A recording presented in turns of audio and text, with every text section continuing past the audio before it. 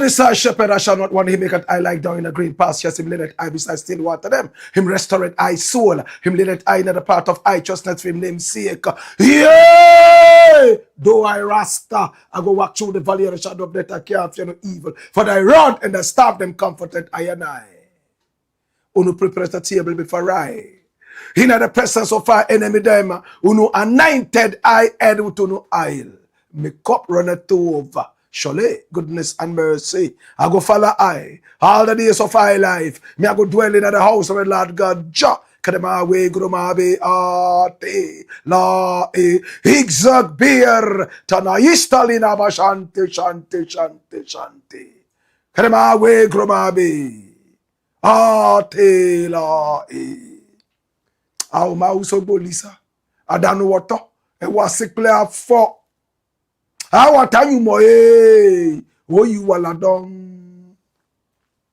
This is the Black Pot, aka Kukushonemo, where we speak truth to power. Here we don't criticize, but if we must, it would only be on one condition: to build and not to destroy. That is why we keep saying we are in the service of God and country. Again, here we are not neutral, and we have never claimed to be, because we are not. We have actually taken sides. The side of the truth. That is why we are affectionately called the headquarters of the truth. And my name, Black Rasta. Now in every traditional African home there is a black pot, and each time this black pot sits on the fire, there is something super sumptuous cooking. Ingredients of so many different types, shapes and sizes, aromas and even flavors. Put aside all their differences and relocate into the black pot, where they are subjected to some really good amount of heating. At the end of the day, they produce sumptuous food. And all this palatability for the nourishment of the family in its whole entirety. That is what we literally do here. We pick up ideas from all walks of life, all and sundry, the rank and file of our people, right from the crowns of their heads, all the way down to the soles of their feet. And we subject these ideas to some crucial forensic scrutiny, right after which we tease out the creme de la creme of all these ideas and use that for the development of our people, our continent, our land. This is the Black Pot, aka Kukushonemo, where we speak truth to power. Oh my God. And I'm overly excited to say that we are live on Facebook. We are also live on YouTube. You can find us on Instagram. We are also on X, formerly called Twitter, and on TikTok. We keep ticking and talking with the gracious hands of patriotism. This is the headquarters of the truth. This is the habitat of the truth. This is the hometown of the truth, the bedroom of the truth. This is the jungle of the truth. This is the foundation of the truth. This is the mansion of the truth. This is the truth. It's the Black Pot, aka Kukushonemo, where we speak truth to power. I must apologize, oh my God, have mercy, for our inability to come your way yesterday. We had heavy rains right here in Accra, Ghana. And we had power outages in so many different areas in Accra yesterday. We waited and waited. Power was never restored. That was how come we were not able to come your way. Please forgive us. The flood waters are beginning to recede. Oh yes, retreat. My brother, my sister, yes, make way so that we will be able to have our peace one more time. My brother, my sister, I am glad that we have returned today. And today we are packed. 2 days program in one. Please share the broadcast so many more people can be part of this Please, at the same time, if you have not as yet subscribed to this channel, hit on the subscription button right after that on the notification bell so that each time we are on, you will be reminded, yes, to watch. This is the headquarters of the truth. This is the Blakk Pot. Our numbers are scrolling on the screen. Pick up the numbers and do business with us. Maybe you have a story you want us to follow up on. We are more than just excited to do that. We will do that from the bottom of our hearts. This is the Blakk Pot, aka Kukushonomo, where we speak truth to power. Again, another apology. We must apologize for the false start. We had some technical difficulties when we started. My brother, my sister, sound was actually not coming out. I want to believe that everything is everything now. And we are ready to fly full mast. Thank you so much. Please share the broadcast so many more people can be part of this. Like the show. My God, today we have exclusives that you have never seen. That is why you must be part of this. Call other people who are very interested in exclusives. That today we have a whole chunk of that. And remember, this is the home of exclusives. Come here. Now, without much ado, my brother, my sister, today we have 6 very important stories to share with you. My God have mercy, and I cannot wait to start this. Do me a favor one more time. Subscribe to the channel, hit on the notification bell so that each time we are on, you will be reminded to watch. Remember, we are live. Oh, yes, and alive. This is the biggest show online that is dedicated to Pan-Africanism and patriotism. And thank you for making us #1. Oh, yes. Without you, we would never have been here. It's the Blakk Pot, aka Kukushonomo, where we speak truth to power. At this point, let me just say thank you so much to our sponsors. Hey, turn every single shower into a royal experience with Tesori D'Oriente. And when we talk about Tesori, we're talking about that soft, smooth, silky, long-lasting oriental fragranced shower gel. Pour a little bit of the shower gel, which is actually more than just a shower gel. My brother, my sister, shake the bath water and watch how it foams up into a rich lather. Allow it to nourish your skin. It's also an insect repellent. And after just one bath, for 48 hours and beyond, this beautiful flavor, this beautiful fragrance continues to be on you. Smell like the Garden of Eden. With Tesori D'Oriente, it's Italian technology coupled with African raw materials coming together to give you that premium quality, most affordable. My brother, my sister, it comes in so many different fragrances, not flavors, because this is natural. We have the Ikigai, we have the Karma, we have the Forest Therapy, we also have the Royal Oud, then we have the Persian Dream, and even more. Which one suits your skin? My skin is totally nourished by Tesori D'Oriente. That is why it is so smooth and beautiful, and it smells good. Are you going for an interview? Tesori D'Oriente. Hey, are you looking out to a new chick in town? Tesori D'Oriente. Is there a new guy in town?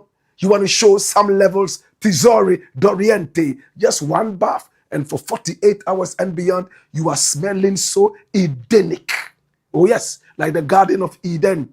Hey, it is proudly distributed in Ghana by Daddy Ash Limited. Yes, Daddy Ash Limited. For bulk purchases and inquiries, please call Daddy Ash Limited now on 0244 772599. Tesori D'Oriente. Oh my God.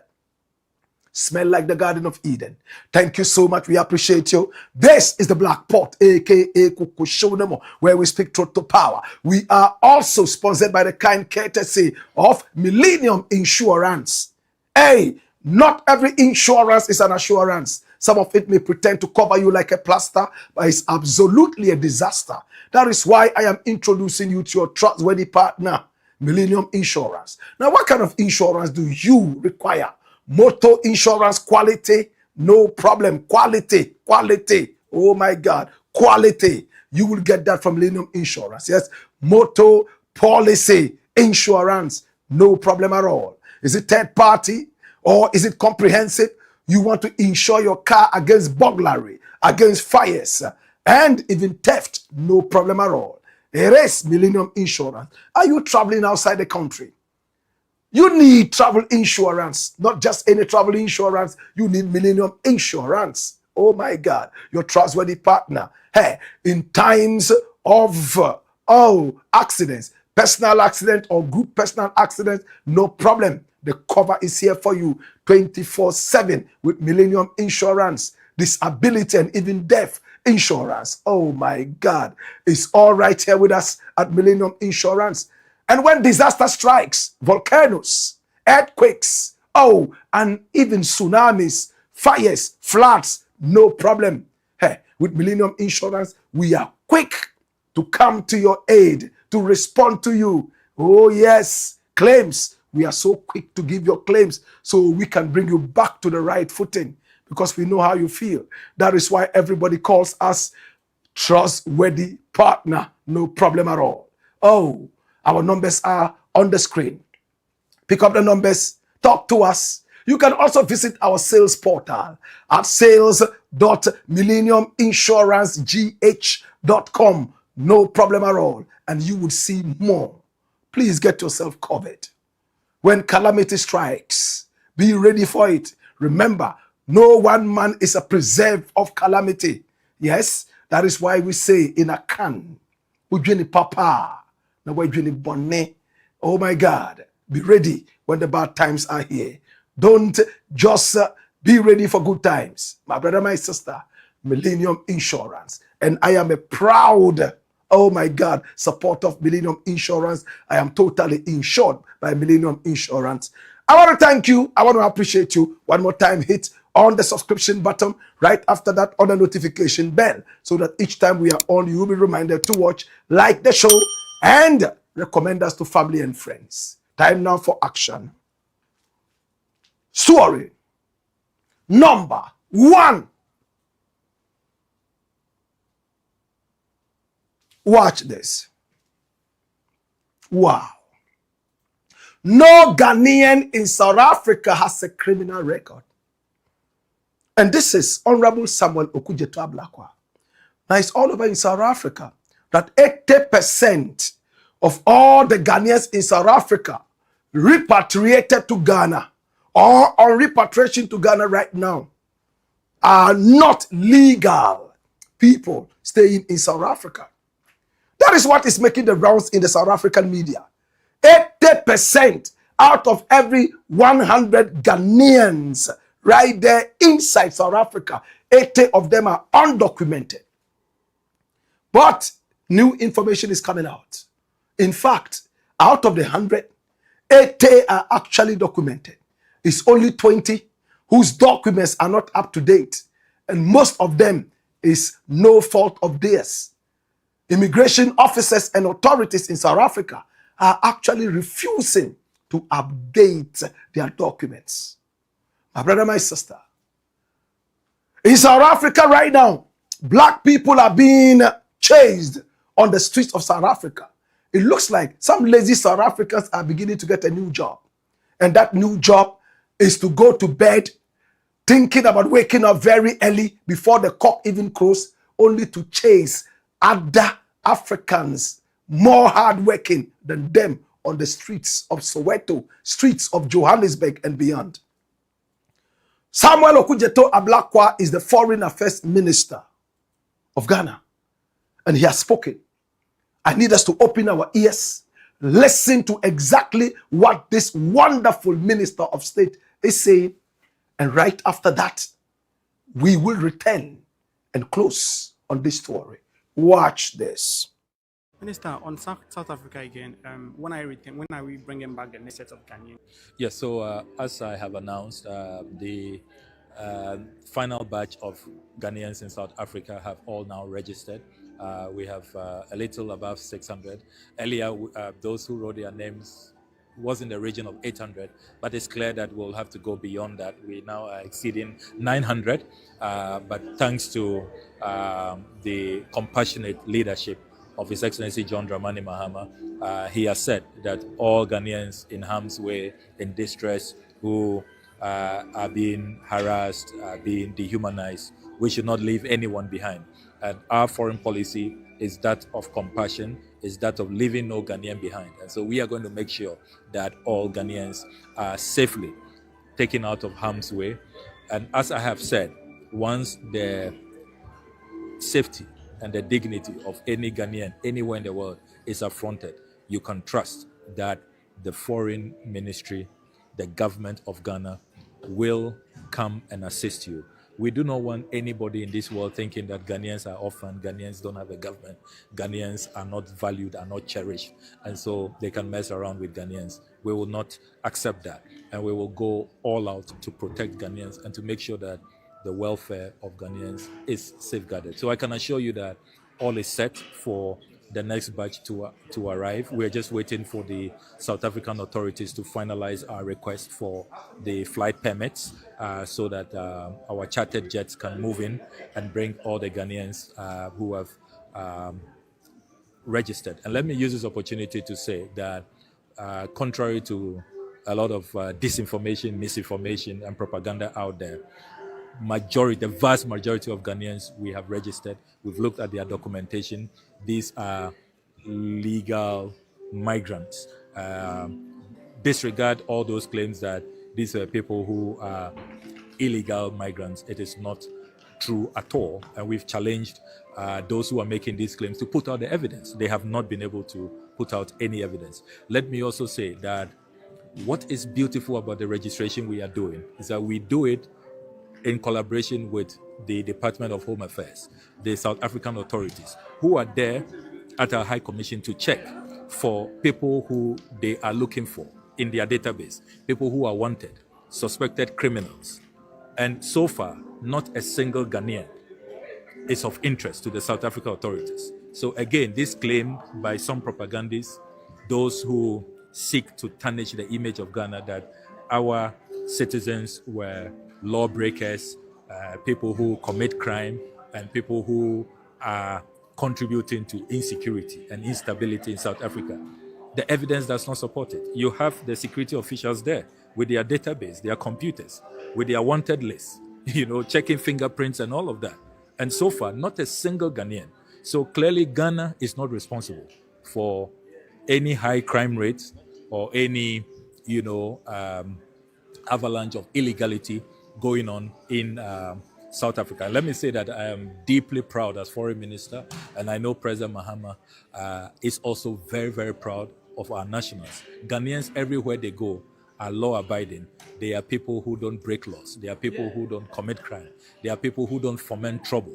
And so they have to go and look for really those who they think are the cause of insecurity or whatever instability, even though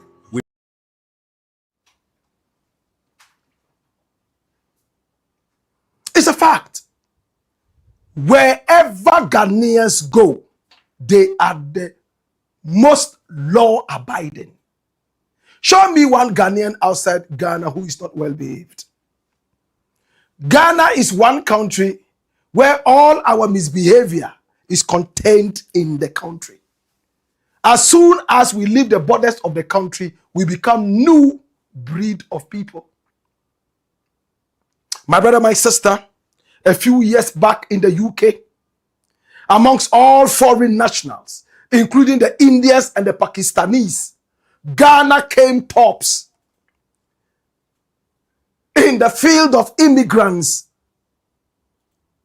the most hardworking. Yes, in the UK, Ghanaians topped in hard work. Ghanaians love their work. Ghanaians love to abide by rules, especially when they are outside Ghana. I can't vouch for Ghanaians who are inside Ghana. We break traffic rules. We misbehave in our own country. We have the Chinese destroy our environments. My brother, my sister, but as long as we leave the shores of this nation, we are a new breed of people. And that is what Okujeto ABLAKWA is talking about. If South Africans are saying that, oh yes, foreign nationals are those who are contributing to the crime rate in our country, they must look for the specific foreign nationals, because Ghanaians are a great breed of people. When they are outside in people's countries, they behave so well. They work very hard. They are most law-abiding. And we must go and look for another set of foreign nationals who are breaking the laws and who are making sure that the crime rate in South Africa is high. As we sit back and watch, more Ghanaians are coming back from South Africa gallantly. Most of them left this country some years ago. Now that they are returning to the country, they are seeing so many new things. There's a new president in the country who is making sure that Ghana becomes one of the most enviable nations in the world and not only in Africa. And we have a foreign affairs minister who is so patriotic, who is a student of Kwame Nkrumah and is making sure that Pan-Africanism is working. That is why I like Samuel Okudzeto ABLAKWA. He's a young man, my brother, my sister, full of energy. Wherever a Ghanaian is mentioned to be in harm's way, this bald-headed man is already on his way to that country. Even if it is not on the world map, he would find this country and go in there and rescue that Ghanaian. I applaud him for this. It makes so many other countries around the world shiver when they are touching nationals of Ghana. Look what is happening in South Africa. Nigerians are maltreated. Zimbabweans are maltreated, unfortunately and shamefully. But today, when you go to South Africa, everybody is talking about Ghanaians. Because the Ghanaian government has hearkened to the call. Oh yes, has hearkened to the call of all the Ghanaians in the country who are being beaten, some of who are in great harm's way. And the nation has decided to dedicate money to fly them into the country. Some of them are already being given new jobs in the country. Others are in a certain list awaiting support to start their own businesses. To the government of Ghana, we want to say thank you so much. We appreciate you and we love you. And to Ghanaians who live in different parts of the world, we are proud of you. It looks like it's time to return home and bring all our energies together to make Ghana the nation that Kwame Nkrumah envisaged. Ghanaians living around the world, we know they are most law-abiding, and we know they work very hard for whatever they get. That is the tag on the Ghanaian. And today in South Africa, the South Africans themselves know that Ghana is a different nation right here in Africa. You can't touch a Ghanaian and go free just like that. Ghanaians are being watched by Ghana. Wherever a Ghanaian is and there is a certain kind of trouble, we are quick to do that. And this is the best foreign affairs minister that I have seen so far.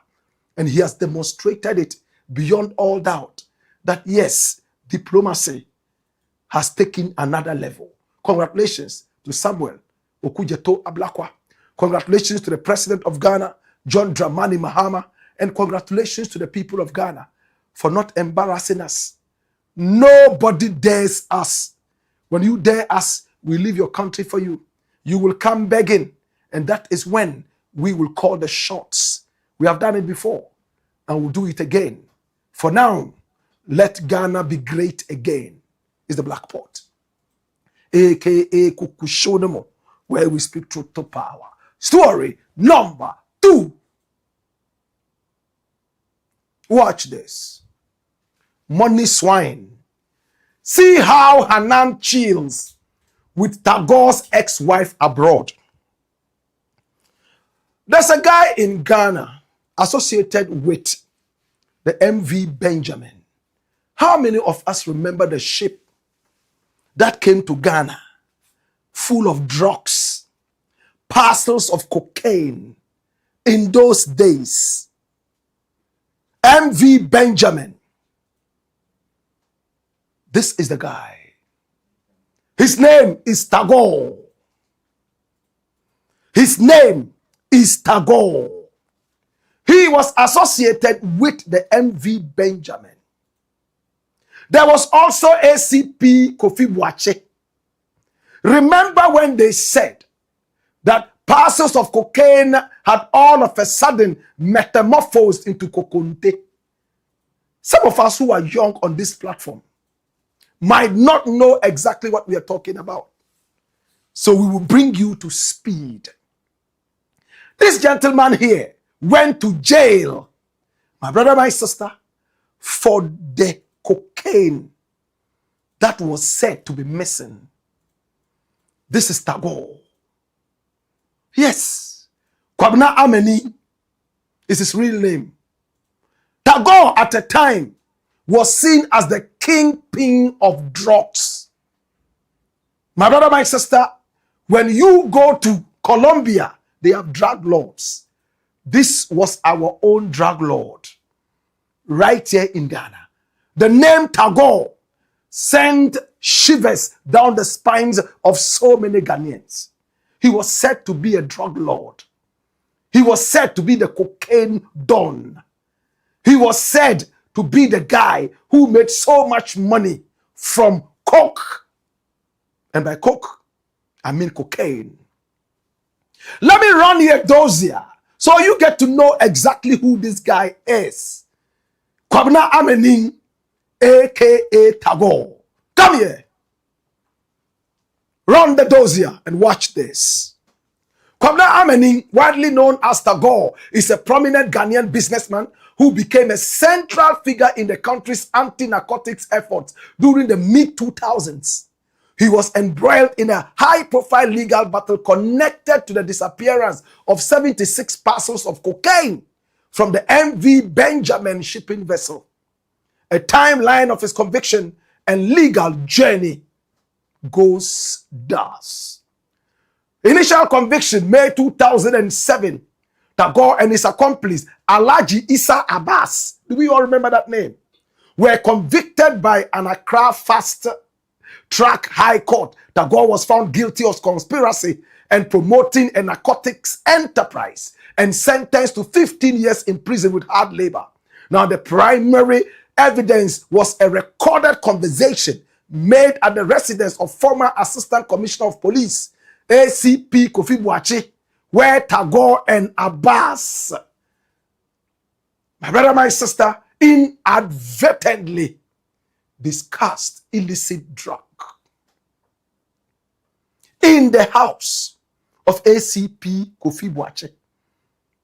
My brother, my sister, but after 2 years, in July 2009, after spending nearly 20 months in Sawan prisons, the Court of Appeal unanimously overturned the conviction. The appellate courts ruled that the trial's evidence and convictions were flawed and that the prosecution had failed to prove the suspect's guilt beyond a reasonable doubt. The acquittal sparked significant public debate and discussion surrounding criminal justice procedures in Ghana. Many Ghanaians were disappointed. Cocaine all of a sudden became kokonte. Meanwhile, when they arrest us for the ganja, that one never becomes kontombre. Go back. My brother, my sister, Ghanaians were angry. Ghanaians were angry. And this is the breakdown of the appeal court's ruling and reasoning. Watch this. Now, the acquittal sparked significant public debate and discussions surrounding the criminal justice procedures in Ghana. Now, this is the full breakdown and details on the Georgina Wood Investigative Committee. And this is all about the MV Benjamin cocaine scandal. My brother, my sister, 2007, he went to jail, came back after 20 months. And this is the MV Benjamin. My brother, my sister, full of cocaine. And those names were associated with this MV Benjamin. I'm talking about Kwabena Ameni, aka Tagore. And that name is still very popular. And of course, Alhaji Issa Abbas. We all remember that name. And then ACP Kofi Boakye, who almost lost his job in the days of Kufuor. It was said that he had a hand in the whole cocaine thing.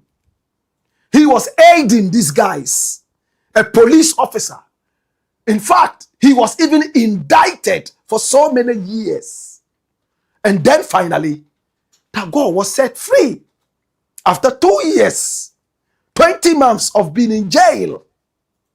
Now, before Tagore went to jail, he had a very beautiful, sexy wife. Tagore had so much money, he blew money. People feared Tagore because he had money. Kwabena Amening, he had cash, money, swine. And you know it. Now, with all the money he had, all the beautiful young ladies were at his beck and call. Money is like millet. And when you throw the millet around the chicks, they come running. That was what Tagore did. But he settled on one woman called Nana Ama. Married Nana Ama. But when Tagore was fighting his legal battles, he spent all his money in court. And then he was jailed. Whilst he was in jail, the properties that he had were allegedly sold. Before Tagore came out of jail, he became a church mouse. Better still, a church rat. Kusieba. My brother, my sister, Tagore came out. The millet he was using to catch the chicks was finished. So the chicks had to look for fresh millet from other places. And you know I'm speaking tongue in cheek. My brother, my sister, watch this. Now, Nana Ama, the beautiful, sexy Mrs. Tagore, Kwabena Amening, decided to leave Tagore. And left Tagore. My brother, my sister, looking around maybe for fresh millet. And then our cameras shocked us. We couldn't believe what we saw. And this is exclusive. My brother, my sister, we all remember Hanan, don't we? Hanan Abdul Wahab Al-Lodeba. He was the boss of the Buffer stock. He was in there for about 8 solid years. And according to investigators, and the national prosecutors, he stole so much money like never before. This guy here, we are told, stole so much money, he blew the money and threw it around like peple during the Homo War. He bought so many houses. And we run you a huge, beautiful dossier on how much property, wealth this guy has. He has houses in Accra, houses in Tamale, houses in the Upper East region. He has invested so much money. A young, poor church mouse who came into power on the wings of a dirty, irresponsible political party called the NPP. And within 8 years, he became a kingpin. He had so much money, even Satan himself asked, where did you get this from? But we live in a country that is not serious. We are not ready to investigate and find out how people make their monies. They don't even pay taxes. But thanks to the new sheriff in town, one capo di tutti capi, one caporal, one Raymond Archer, my brother, my sister, in the office of EOCO, the guy in the blue suit started to look into different areas. And Hanan caught his spectacle. And he went into the dossier of Hanan. And he realized that, no, this might just qualify for a dangerous criminal. Now the matter is in court. It's the second stage. And we are expecting that this will be very quick. My brother, my sister, I chanced upon photographs that shocked me. You remember Hanan Alodiba? He stood for MP in the Upper East region, the Boku area there, and failed. He was with people like Hassan Tampuli in Mecca, maybe with stolen money. My brother, my sister, why and how do you go to Mecca with stolen money? He was there with his wife. He bought cars. He bought watches. Oh, Lord. This is Faiza Wuni, his wife. They opened different companies. And according to investigators, they use all those companies for money laundering, wanton stealing, gargantuan robbery of our nation. Hey, he decided to put his wife aside. He's a Muslim. He's entitled to 4 women. Faiza Wuni, I started with you. We went through poverty. But I think that I need some fresh action. All the money that he made, he used part of it to sponsor Nana Addo during the campaigns. He bought mobile phones, and we showed you according to what we picked up from investigators in the days. Oh, yes. That's him. And Nana Addo Dankwa Akufo-Addo sitting down quietly. Probably Nana Addo is here saying, you've done a good job. You have supported the party with so much money. And I dare never ask you where you got the money from. As to where they were sitting, your guess is as good as mine. This is not the presidency. I won't tell you where. Think about it. Hey! Hanan put his wife aside and decided to go after the young lady who was TAGOR'S wife. I'm talking about Nanama. They traveled all the way. Watch this. They were in Dubai, chilling. Hey, that's them. These are private photographs. Now they took this photograph. Remember, we told you about these photographs when he went to watch modeling from all those wonderful modeling brands, watch brands, and so on and so forth. And he has a VIP card into those areas because it's a heavy spender. Look at them. Hanan and TAGOR'S ex-wife with 2 models. My brother, my sister, you can't take photographs with these models if you're not a heavy spender. This is the VIP section of the thing. This is Hanan, Abdul Wahab Alodeba with TAGOR'S ex-wife, chilling, enjoying themselves. The lady who left TAGOR when he went to jail. And that's them at Beverly Hills, still chilling. Faiza Wuni. Afa. This is TAGOR'S wife, ex-wife, with Wahab Alodeba, chilling. And these are bedroom pictures. You see that? Yeah. He's a big guy. He's a big guy. And there's something about Hanan.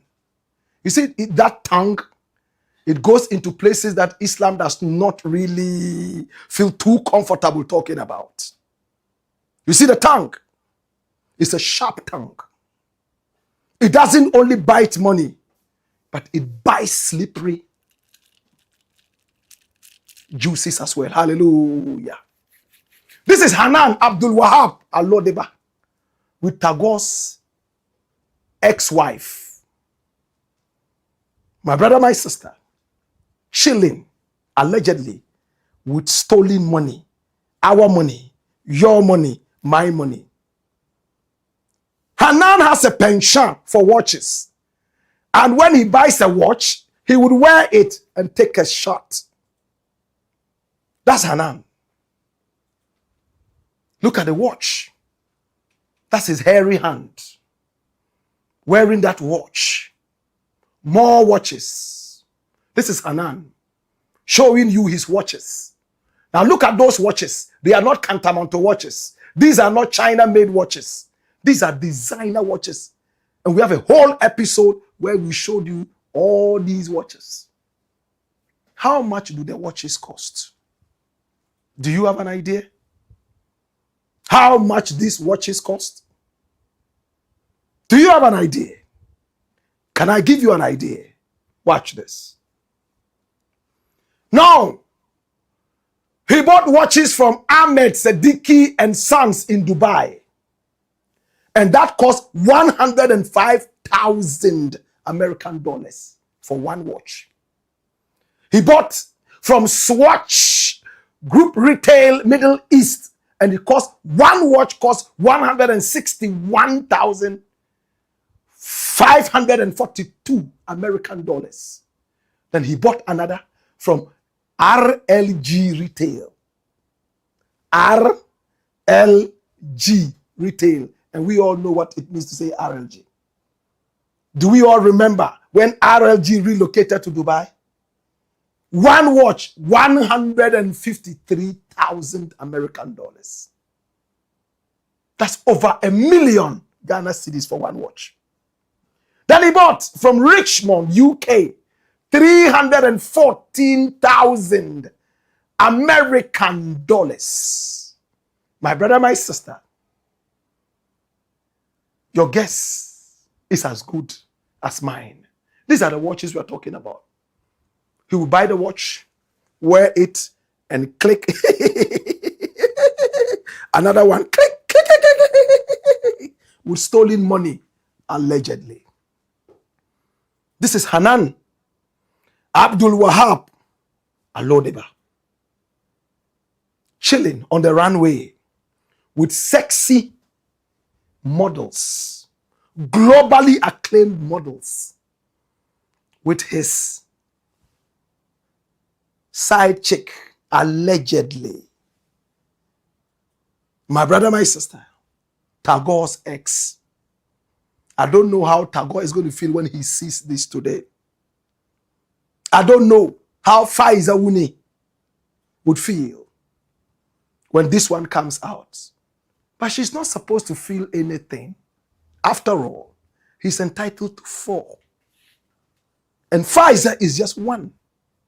At least they went to Mecca to run around the Kaaba. When they came back, he was called Al-Hajj Baytallah. Ya Al-Hajj Baytallah. Al-Hajj, Al-Hajj, Al-Hajj, Al-Hajj Baytallah. And she was called HAJIA. Ya HAJIA Baytallah. HAJIA Baytallah. My brother, my sister, these are the most expensive couple in Ghanaian loot and share, lootocracy, according to investigators. My brother, my sister, this is Hanan Alodeba. I like that photo with the sharp tongue. Only God knows what that tongue does. But in jail, that tongue may go blunt.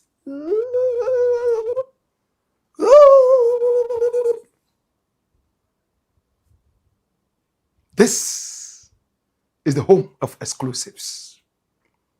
It's the Blakk Pot, aka Kukushunemo. And here we speak truth to power. Bring Tagor here. Money is sweet. And if you have money, they say you have everything. Everything is at your beck and call. That is why some people can do anything for money. Come now. It is saying, Biaboko. For wakuma to we my. Or you're cool. Today is your 10. Another day is another person's 10. In the interim, dash is the game of the big boys. One watch, 300,000 American dollars plus. Mwachi. Ekuta 50 cities kwa benyabi. Hey, akechiri papa. Missy Makechiri ata. This is the Blakk Pot, aka Kukushonemo, where we speak truth to power. When we return, we got more. Hey ya, wayo, kai, right, wayo, kogo. Bawa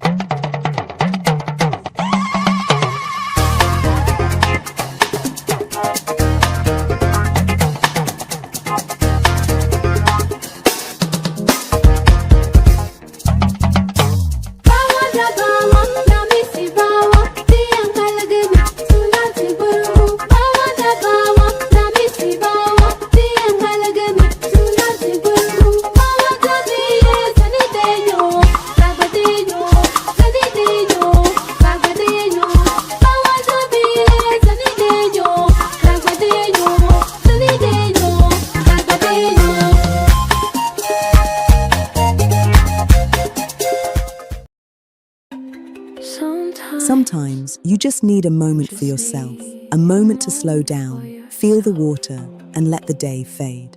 Tesori is more than just a shower. It's a moment of pure calm, smooth, creamy, and relaxing. With forest therapy, Persian dream, royal oud, thalassotherapy, ikigai, fior di loto, and karma, all in convenient 500 milliliter bottles. There's a Tesori scent to fit every mood, every moment, every kind of you. Feel the lather on your skin, breathe in the aroma, let stress melt away and just enjoy the calm. You don't just feel clean, you feel refreshed, confident, and yourself. Tesori d'Oriente, luxury is a feeling. For bulk purchases, contact Daddy Ash Limited on 0244 772599. Tesori d'Oriente.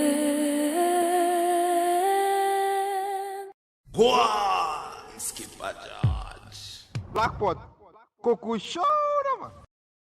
It's the Black Pot, aka Kukushonemo. And here we speak truth to power. Here we don't criticize, but if we must, it will only be on one condition: to build and not to destroy. That is why we keep saying we are in the service of God and country. This is where all the action is. This is the home of exclusives. It is the Black Pot, aka Kukushonemo. And here we speak truth absolutely to power.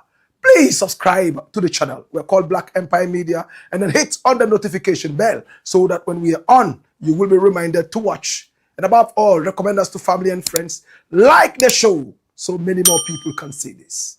Story number 3.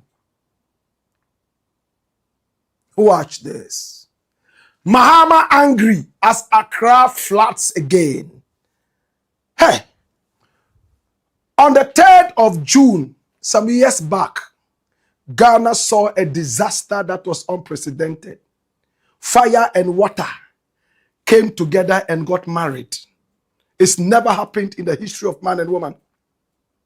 Fire and water are the worst enemies. Where fire thrives, there's no water. And where water thrives, there's no fire. But we saw for the first time how water and fire came together, dancing as zone 2.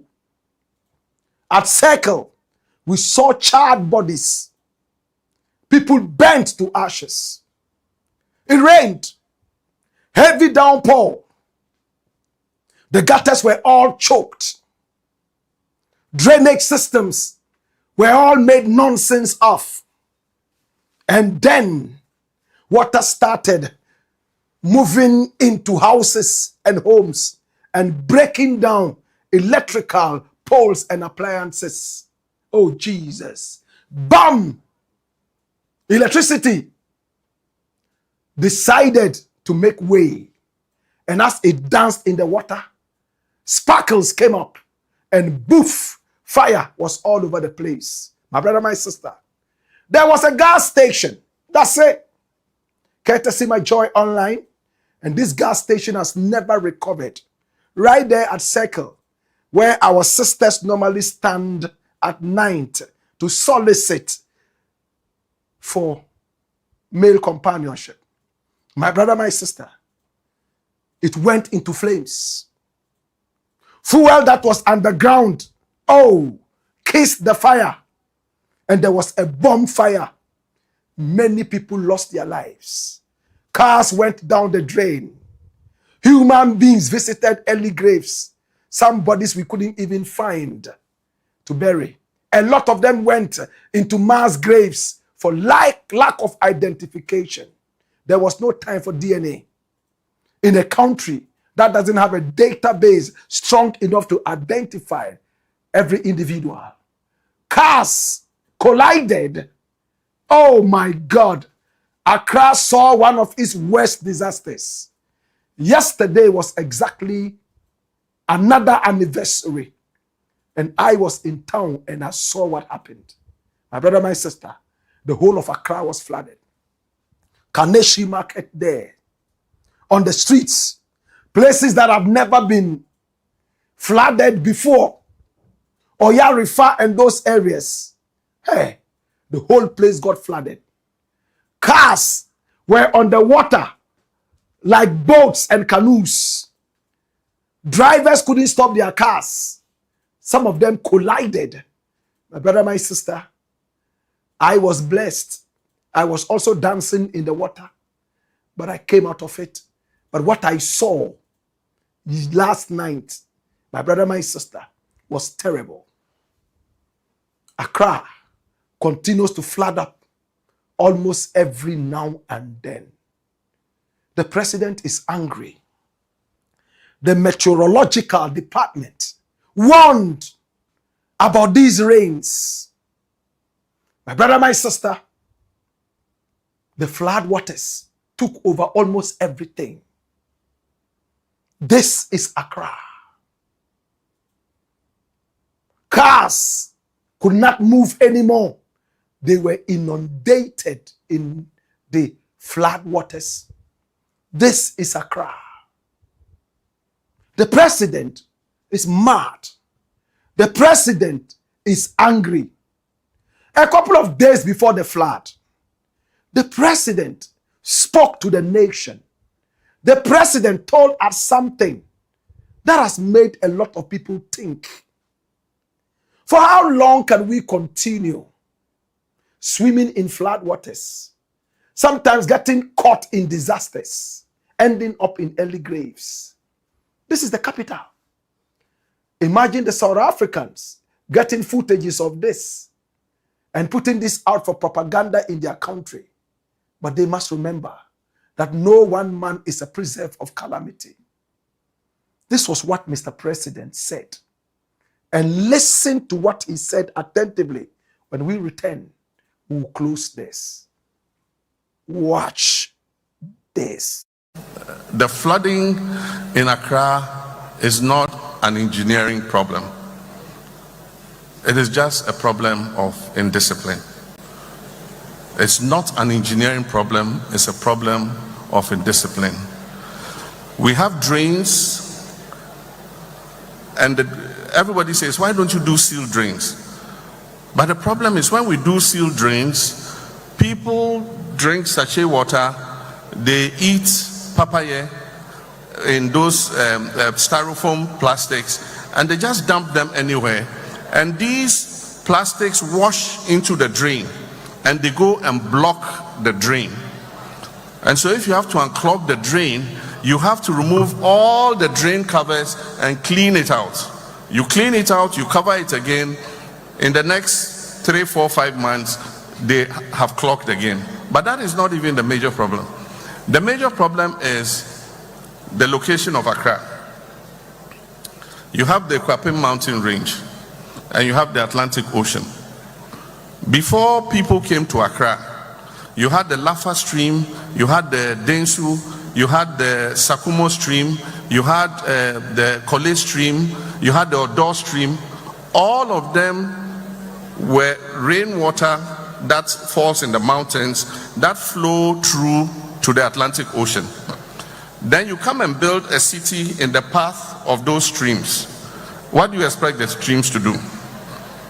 And even if you build, leave the causeways. If you come to London, you see the canals in the city. If you go and build a house in that canal, where will the water go? It will go back into people's houses. Unfortunately, Nanan Misremu, our traditional rulers are selling plots in streams.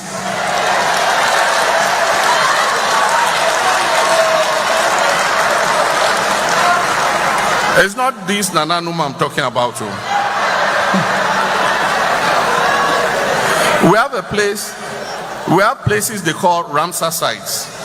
These Ramsar sites are wetlands. And they say that migratory birds come from Europe during the winter. They come and spend vacation with us in Africa. Then when they finish the vacation and it's summer, they fly back. And they started to protect the Ramsar sites because of the migratory birds. But let me tell you what the Ramsar sites do. They are wetlands. So when they receive the water from the Kwapim mountain range, the Ramsar sites are huge wetlands. So they absorb the water into the wetlands and discharge the water gradually into the ocean. So if you build and you fill and build, you fill and build, you fill and build. You are reducing the size of the Ramsar site, of the wetland. And so when the water comes, what is left cannot contain the water. And so it will overflow and flood people's houses. I've seen from the air, helicopter, a stream coming from the Kwapim range. And then it reaches somewhere and they've built across it. And so the stream has nowhere to continue. So it will flood your houses and flood houses of people behind. Now when government takes action and begins breaking people's houses out of the waterway, the same people will say, hey, that's our problem.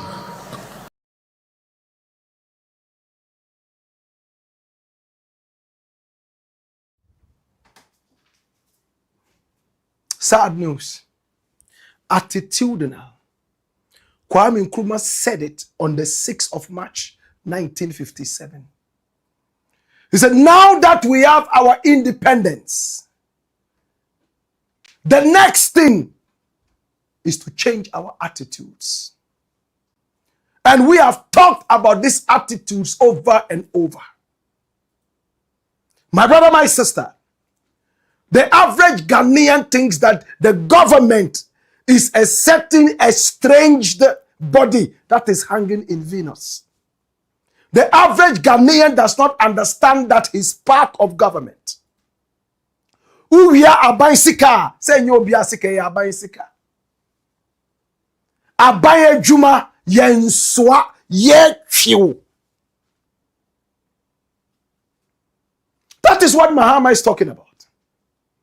We have all those beautiful mountain ranges. Those of you who studied a bit of geography, that will encourage a kind of rainfall called relief rainfall. We have convectional rainfall, the one that comes with thunder, lightning, and all that, and it's normally so windy and violent. My brother, my sister, relief rainfall is encouraged by the relief of the area, the mountains and all that. I liked it when the president went a bit into geography.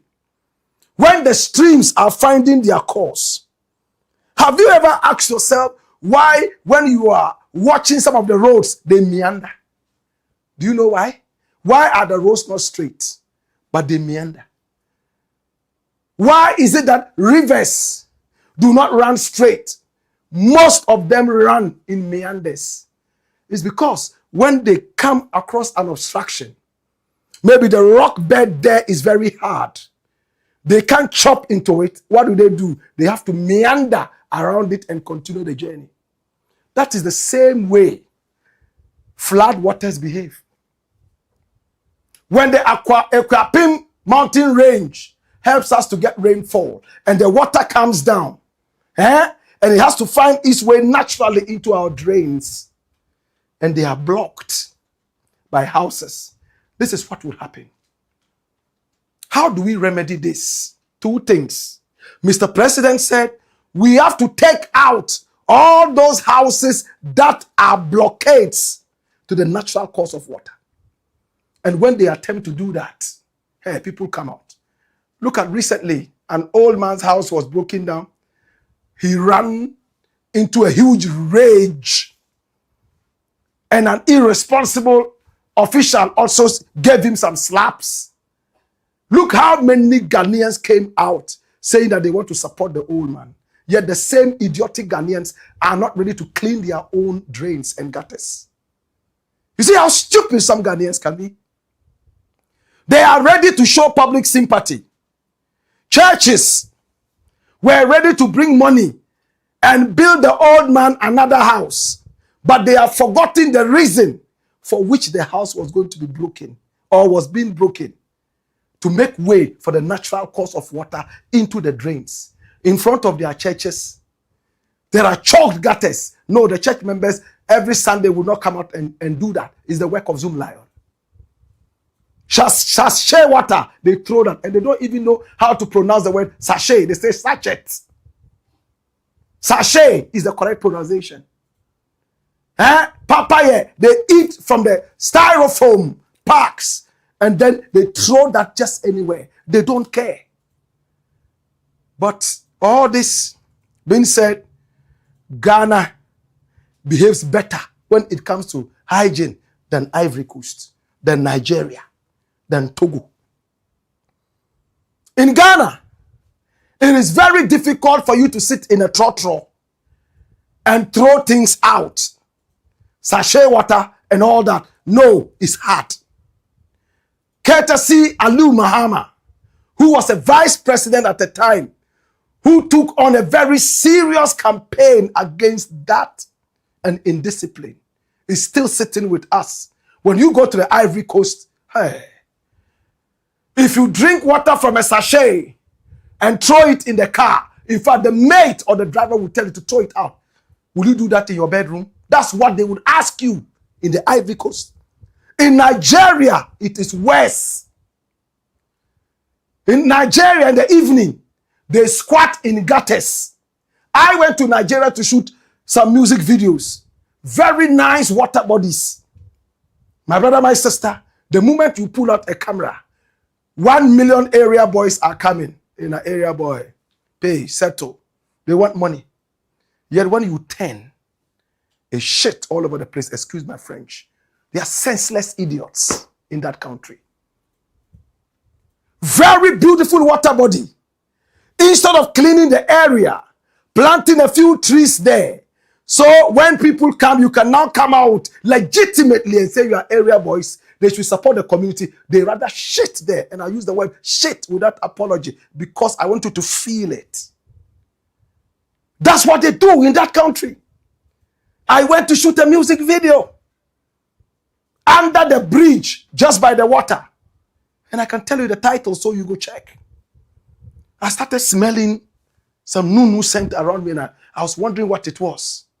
My brother, when I looked down, I was standing in fresh elements. Yet area boys were chasing me to take money. In Ghana, go to Choco. They shit like pigs. Go to Jamestown. It looks like there are no toilets in Jamestown. Yet you want tourists to come there. Wulomo is walking barefoot, stepping on dry and fresh feces. And we say we are civilized. We want the whole of Accra to explode in a bonfire. Listen attentively. We want the whole of Accra to be flooded, so we will revisit the days of Noah. Then Wulomo will come out and pour libation and blame it on the gods. Hallelujah. Mahama is telling us common sense. Look at this. Yet an idiot recently was in power and told us that Accra was going to be the cleanest city in just 1 year. The one who was responsible to make Accra the cleanest city hid a lot of money under her bed.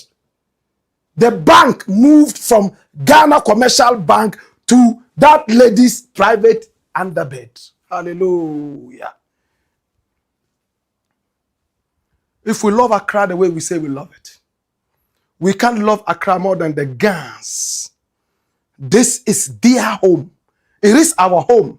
But we all have homes. You understand? I hope you understand that.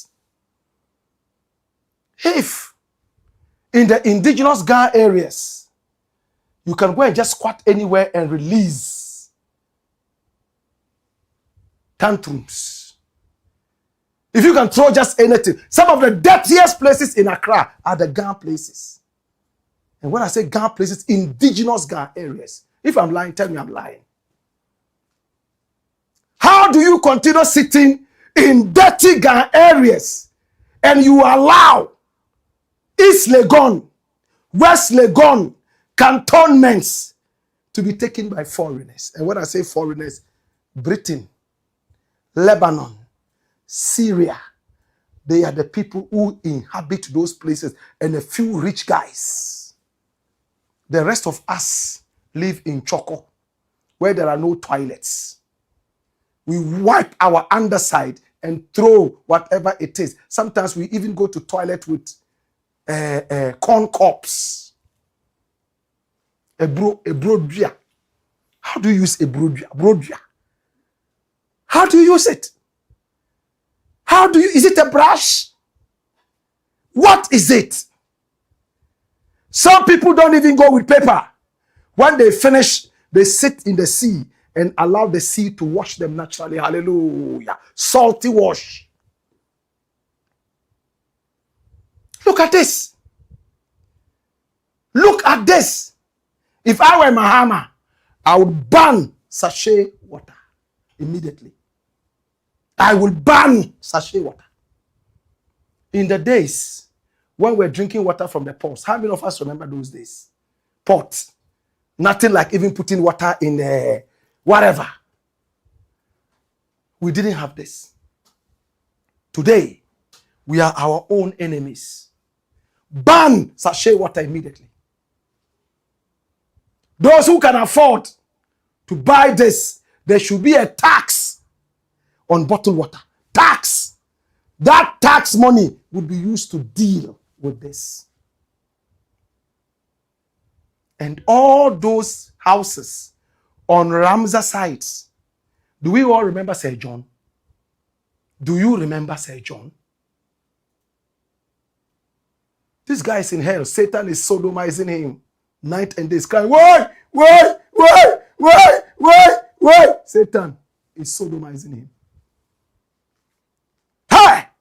He was the CEO of forestry. The chairman, the boss. And he took Ramsar sites and gave that to himself and documented it in his will as his property. Can you imagine? Ramsar site, a wetland that is supposed to be home for migratory birds and some other wildlife and even plants. He abused his office, and the NPP was so embarrassed they cancelled that will. I've never heard a man's will cancelled by a state. They saw the wanton thievery in this guy's will. And when the idiot died of COVID so deservedly, you know where they buried him? They took him to Wonwo, his hometown. Wonwo. Whilst they were going to bury him, knowing very well he had died from COVID, and we were told to bring some distance. You remember the distance? In the days of COVID, tens of thousands of people were grinding each other, dancing to go and bury this guy. They made nonsense of the COVID. I'm sure 10,000 more caught the COVID and some died. They buried him in a whole house. This guy was buried in a whole house. Dash him away. He's in hell. Because of our own attitudes, if we are not careful, we are going to sit down and watch a replay of the days of Noah. All the houses that are sitting on Ramsar sites must go. All the houses that are blocking waterways must go with compensation. Why? Yesterday I went around Mataheko, places that had never been flooded. A lot of the shops there were gone. God wanted me to see things firsthand. Because normally at that time, I would have been at home, but I was on the streets. My brother, my sister, we are living on a time bomb. Mahama has already diagnosed the problem. This is Accra. But we behave like the proverbial vulture. Now that the waters are receding, we will forget about this and make noise about it again next year. Attitudinal. Ban sachet water in Ghana. Ban it. The bottled water. Let us make sure, my brother, my sister, that we put taxes on that to use that to deal with all the problems those plastics bring to us. Not only that, Ghana should go anti-plastic now. When you go to Nigeria and some other places, in the shop, when you buy things, they sell the plastic bag to you. In some shops in Europe, you won't even see plastic bags. They are not, Jesus have mercy. We in Ghana even call them rubber bags. Meanwhile, the thing is not rubber, it's plastic. Rubber bag, man, rubber bag. Adiana, you're friend of rubber bag, you're friend of plastic bag. We don't even know the proper name. Yet we use this to kill ourselves via this flooding. Can we start using paper bags? All the shops in Ghana use paper bags. Any shop that uses plastic bag, close it down for 6 months. They will be wise when they return. Paper bags. In Ghana, we give plastic bags for free in the shops, right? When you go in there, they give you that free. We should move to paper. We should ban sachet water. Well, I don't know how many people lost their lives yesterday. How many people lost their property. A whole police barracks was on fire. Today, the IGP and the minister went there. Our traditionalists would always read the meaning to that. They will slaughter innocent animals and feed our gods with more alcohol and make them more drunk so they can't think. And the following year, the same problems will be here. Radically. Maybe we have to form a task force that will go out and deal with some of these things. At this point, I want to say thank you to the bus stop boys. They have been doing a lot of good work. We need more of the bus stop boys. The only thing that can save this is patriotism. If you love your country, you will not abuse it the way we do. It's the Blakk pot, aka Kukushodamo. And here we speak truth to power. Story number 4. Watch this. Secret revealed. South African Xenophobia king gets car reward for attacking Africans. I knew it. I knew this whole thing was sponsored. I knew the whole xenophobia thing was sponsored. And remember, we said it over and over here. The police are working with them, and we see them beating our own African people. There's an idiot in South Africa there called Nkosi Kona. Nkosi Kona is bearded, and he normally walks with a club, and he wears this Zulu apparel. This guy, he doesn't have a hat. He has a stone in there.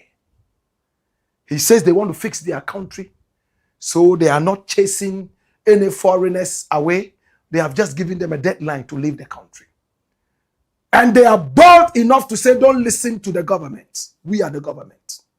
We are fixing our country. These are the same people who run after white people and tell white people that they should sack and kick out every foreigner in their employment and give their employment to lazy idiots like this. The average South African living in Soweto and some other places, it looks like apartheid has had a deep shock on their brain. They still do not see South Africa as a nation they have to die for. A lot of them sleep and just wait for government to feed them. Crime rate is so high. And when some of these people in the ghetto make some money, they leave the ghetto and go and build amongst white people. And they look down on their own brethren in the ghetto. He's called Nkosi Kona. In front of police, he beats people, chasing them on the streets. He has a new job, and his new job is to wake up early in the morning and start chasing Africans. Look at him. Wham! Wham! And police are right there watching him do all these for. You see the police there? You see the police? You see the police? He says they are more powerful than the police. Look at the stakes, beating people. The government is doing nothing about it. Just empty talk. Lip service to the people. Well, one of them who was recently taken on by Kevin Taylor, he's called King Kyle. This guy, he's a content creator and is well known in South Africa. My brother, my sister, he has said something. He is one guy who is taking the footsteps of Julius Malema.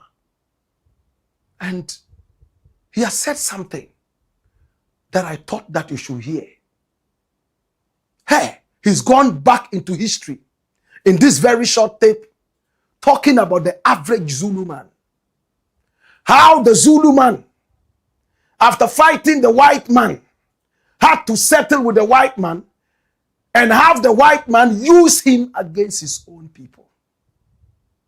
He said, Nkosi Kona has been bought a new car and given some money donations to be doing what he's doing. He lives with him in South Africa. They say when a crocodile comes out of water and tells you that when fishes are sleeping, they have their eyes opened. You have no reason to doubt.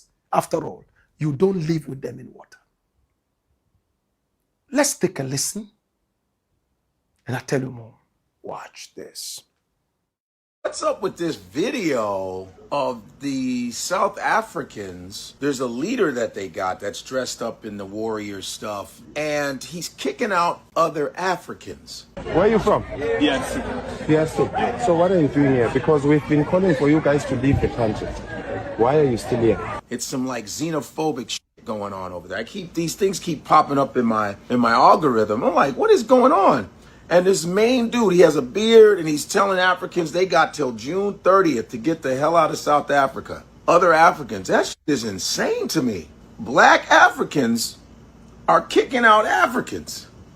Whether it's Nigeria, Zimbabwe, wherever, Uganda, now listen, you guys can correct me, because I know you guys are going to get sensitive and say, you don't know nothing about South Africa. Shut up. I'm saying you can let me know, because I've been seeing these videos and the optics don't look good. Remember, we all are on social media, so we don't always get all the context. So I'm just going from what I saw. You let me know, but this dude is like the leader and going in the streets. They're beating up other Africans, telling them to get out, warning them. Black Africans. I mean, we're all Africans, man. You know, come on. I think it's a horrible thing. That's like black people in America is going, hey, you black people need to get out. You need to leave this town. That's insane, man.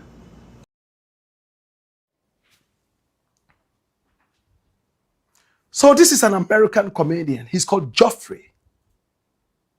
That's him.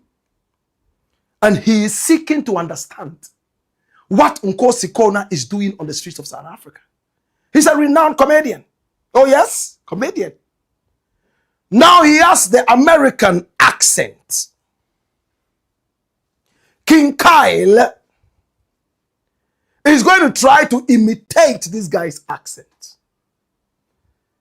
But put away the accent and listen to the sense that King Kyle is making. Watch this. Who's paying this month? Is the government of South Africa paying you guys to do it? Because black people will sell out, Godfrey, you know.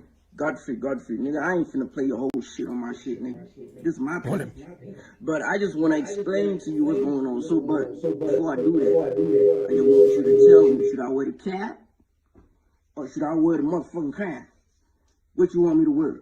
What I look good in, nigga? What I look good in? Should I wear the motherfucking crown or the cap? But I think I look good in the crown. So, all right, cool. I hope you're going to understand me, nigga. Shit, because I like the fact that you said that You don't really know what the fuck going on. You know what I mean? So you want us to really tell you what's going on in South Africa. So I'm gonna break it down for you, nigga. I'm finna break it down for you so good, motherfucker. You ain't gonna trip no more. You ain't gonna be angry at nobody no more. Cause one thing that I need you to understand, the first thing that I need you to understand, in South Africa, we've got like 10 tribes, 10 different tribes, right? Or even more. So, okay, we got the Zulu, we got the Xhosa, we got the Ndebele, we got the Swazi, we got the Tsonga, Shangaan, we got the Vendas, we got the Sutus, we got the Pedis. So we've got a whole lot of tribes, you feel me? So all those tribes, they got leaders. And all those tribes, most of them, they're just law-abiding citizens. But there's one tribe that thinks that it owns all the other tribes. You feel me? It thinks that it owns South Africa because it sold out South Africa back in the day to the white people. It's been working with the white people. So the white people actually gave the power to, they turned them into the protectors. So when the white people stopped the war, they had a tribe that they used to kill all the other Africans, to colonize all the other Africans, you feel me? So that tribe is the tribe that has been colonizing everybody else, that's been thinking that it owns Africa, that one tribe. So this motherfucker that you see on the video, he come from that tribe. I ain't finna say the tribe name, nigga. You gonna do your research and find out where the fuck he come from. So this nigga is from that tribe. So this tribe is full of a bunch of lazy motherfuckers. Them motherfuckers is lazy. They don't want to work. Them motherfuckers ain't educated. Them motherfuckers ain't smart. I've been working every day, day and night, nigga, exposing these motherfuckers every day. How stupid, how lazy they are. They believe that motherfuckers should just give them money for doing nothing just because they fought a war that we don't even know about that war. You know what I mean? That war that was just written down by the white man just to make them feel like they're superior. You know what I mean? So they feel like everybody owe them something. Like everybody owe them something. That's what they feel like.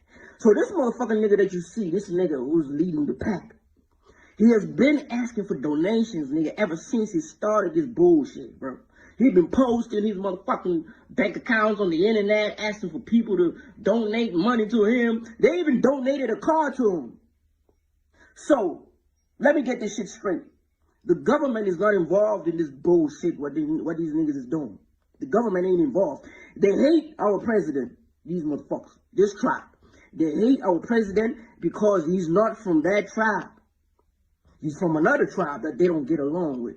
So whatever they're doing right now is they're trying to paint South Africa as a bad country to the whole world so that they can overthrow the government, so that they can get in government and lead everybody with their xenophobia and their tribalism, and you know what I mean? So you're right.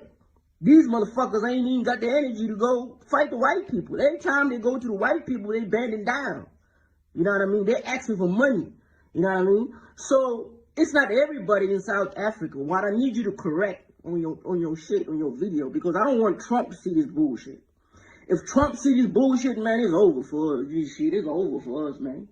So y'all niggas better make sure that you don't show Trump this whatever is happening right now. Even though I know that he knows, but I don't want you Americans to start giving it that kind of attention, because if you do that, Trump finna come down in this motherfucker and gonna bomb us all, bro. You know what I mean? So the government is not involved in this bullshit. It's just this one tribe. It's this one tribe.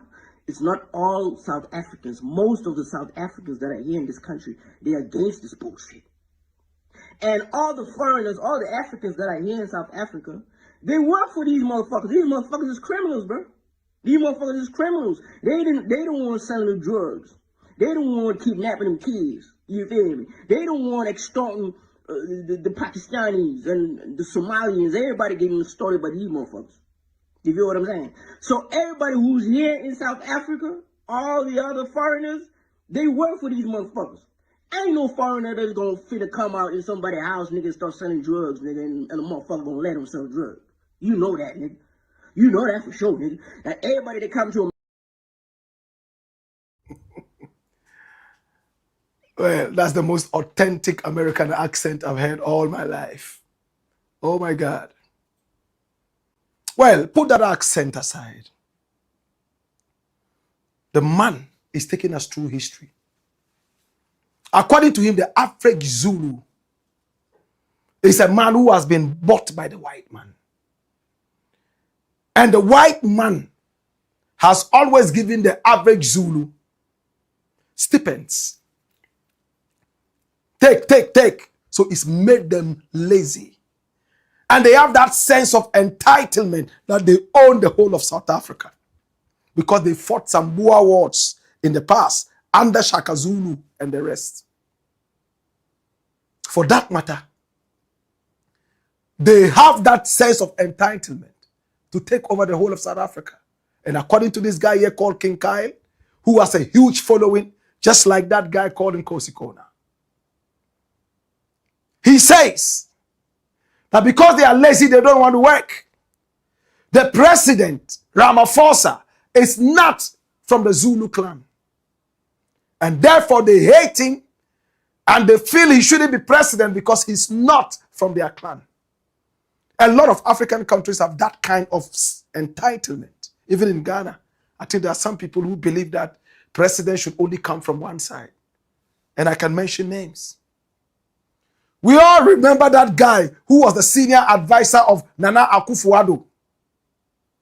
My brother, my sister, who told us that if there's no gold on your land, don't ever try to be president. What's that for my fault? We remember. Did he ever apologize for that? Such tribal bigots. Today, they are fighting Mahama in one way or the other. Because Mahama is not from any of the ethnic groups that they felt should be the ruling class. But he's proven all of them wrong. That is why we support him, to be able to make some other such groups also come into prominence. What this guy is saying makes a lot of sense to me. It might sound so tribalistic and all that, and we don't want to go into that domain.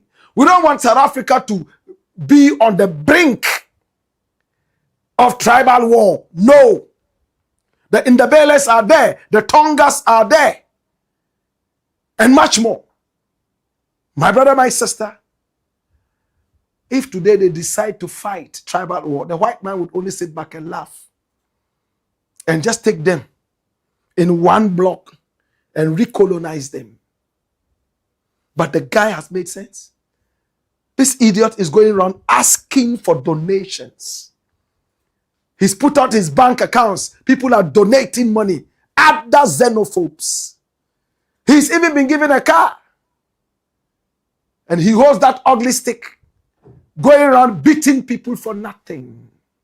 That he's fixing his country. And he's so ignorantly, stinking ignorant. We have GDP and billions of rands, and we are only 100 million people. He doesn't even know that South Africa is only 60 million. For him, GDP is so much money sitting in a bank. Even if it was money, how did the money get there? Maybe this is the donated car. Oh, Jesus, have mercy. South Africa is going to regret for this. To the point that this guy and the other idiot standing by him, the chief xenophobes, they go into hospitals. They don't care. As long as you are not South African, they remove you from the hospital. Even if you are at the ICU, they will remove you. That's him. That's the card they donated to him. That's his name. Fakela. Whatever it is. But his real name is Nkosi Kona. Look at the card they donated to him for the nonsense he's doing to people. This guy has never ridden in a car. He rides cows and elephants. All of a sudden he's riding a car because of xenophobia. It is sad.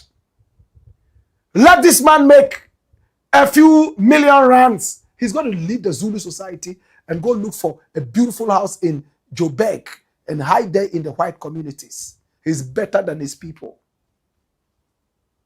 That's what they always do. My brother, my sister, this is the guy we are talking about. They go from hospital to hospital, removing pregnant women and even sick children because they are not South Africans. I wanted to watch this tape and we'll close with that. Watch this. Kunendoda okumancingwane kadesho enabenkosi kunendoda asibonge noma leyo ndoda iyifihlile kodwa ibe yenze into enkulu futhi lokhu sicela ukuthi sikufake emakhosini kube inselelo sikufake kosomabhizinisi kube inselelo sikufake kubantu laba abahambe bethi lapha emoyeni banemali kube inselelo ukuthi makubonakala umuntu ozamayo abantu ababe nomoya omuhle njengale ndoda engayazi ngoba angayazi ngisazohlangana nayo futhi ngiyonivezela mase ngihlangene nayo kodwa khona umacingwane uyayazi uyo nelungelo lokusho athi gashi makufanele makungafanele ngesikhathi esifanele uyophinda ngeluleke ukuthi asikubeke kanjani kodwa kuleyo ndoda nje siyabonga kulowo somabhizinisi ongakhandwa inkosi yakwaZondi okuthe ngoba inkosi yakwaZondi ithi wamadoda nakani leya nsizwa yayisinaka leyo ndoda eyakhandwa indoda nathi sizoba ngamadoda lelizwe lizobuya uyathemba noma ngaba uthembi lelizwe lizobuya ngathi ngoba sizinsizwa asizona insizwa zokubulala abanewe. Let's pretend we understand what he has said. But basically, this guy is trying to tell them that they need to fix the country by chasing out all foreigners. For them, the problem is foreigners. They go from hospital to hospital, removing people from there. And this is the car that he got, donated, fresh car, for beating Africans on the street. And he's happy he's posing with it. But listen to our friend again, King Kyle. Tell us about how these guys are moving from hospital to hospital, taking out Africans. The sound is a little muffled, but you will still hear it. Watch this. If you know yourself that you're not South African, please stand up. Please stand up. Please don't try and stand up right now. Stand up. Sister, are you South African? Are you South African? Because we are going to check everybody. Check them. Please, if you're not South African, come with me. Come. Come with me. Come.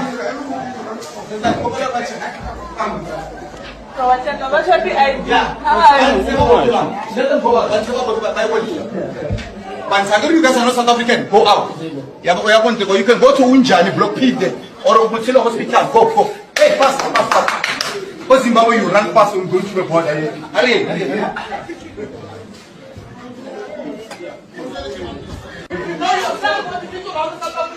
Please stand up. If you know yourself that you're not South African, please be able to confirm. All these nurses and doctors, they are here for South Africans. Get about South Africa. Please stand up. Don't try us. Okay, I'll just stop it right here. So I want you guys to tell me, all of you South Africans, is this the kind of shit that you want me to support? Is this the kind of nonsense that you want me to support? Denying people health care. Pregnant, innocent women, you deny them health care. Guys, where is your Ubuntu? Where is your humanness? South Africa, you need God. You need God. How? Okay, so these women, they're also selling drugs. Do you want to tell me, when you look at them, are they also selling drugs? These women. Because we are saying that all immigrants must go because when they come to South Africa, they are selling drugs. When you look at these women, are they also selling drugs? How would you feel if your mother or your sister was somewhere stuck in a country out there and she wanted health care and they denied her health care and she was seriously ill? How would you feel? Do you guys even read the Bible? South Africans, you are very religious, but I don't think that you read the Bible, or I don't think that you follow whatever is written in the Bible. Because the Bible clearly states that when you have a visitor, make sure that you take care of them. Even if you have a last chicken in your house, kill that chicken and make sure that your immigrant eats, and God will take care of you. You people are not taking care of your immigrants. And these people are probably your family. Because before the borders, before they demarcated South Africa and all the African countries in 1910, these people were your sisters and brothers and your mothers. You probably have the same ancestors. You probably have the same blood in your veins that are running in their veins. That is why most of you never make it. That is why most of you will suffer until you die. That is why you'll find that you are working, but when you work, every time when you get paid, you can't even keep that money for 3 days. It's because of these evil hearts that you have. How do you deny people health care? And then they'll say, we do not have enough medication for those people. I had a case for my last week, 3 weeks back. There's a hospital here in Limpopo where I take my grandma. They gave my grandma medication that is expired. If I was someone who does not even check those things, I wouldn't notice. I would give my grandma a medication that is expired. And then you want to tell me that there's no medication. Even if there's no medication, give them the medication that is left, man. Give them the medication that is left. Save your people. Is this how you treat your people? Is this how you treat black people? Black people. Black people. Black person. Is this how you treat another black person? Is this how you do it? And you know very well, South Africans, that you have a shortage of doctors here in this country.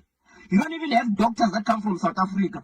Most of the doctors that are at your hospitals and clinics, they come from Nigeria, they come from outside. And you think that when they see all these things on the internet, they will be happy with how you are treating their fellow brothers. You think that they will not inject your grandmothers and your grandfathers with HIV and AIDS so that they can die just to repay whatever you are doing to them? You think that they will take this line when they see whatever you're doing? That is why your grandmothers can't even reach 90 years anymore these days. It's because of stupid things that you do like this, because you don't know how to treat other people. And the doctors that dominate your hospitals are not even South African. And you think those people will take care of your people. You say, the doctors that are here for South Africans. Are those doctors South African? You people are stupid, man. You people are useless. That's why whoever supports this immigration, whatever, much thing, you are stupid. You are useless. You hate yourself.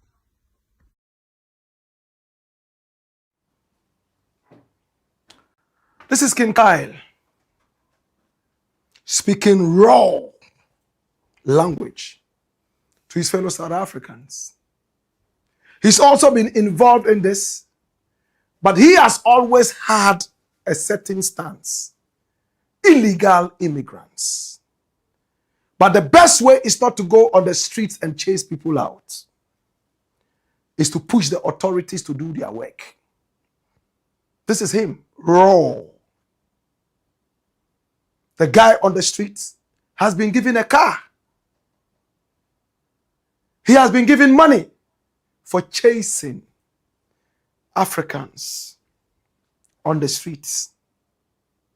And according to King Kyle, his ethnic group is so known to be the proverbial house nigger for the white man. On this note, I will let it rest. It's the Black Pot, aka Kukushonemo, where we speak truth to power. When we return, we have more stories. Hey ya, hey you, kai, white, wayo.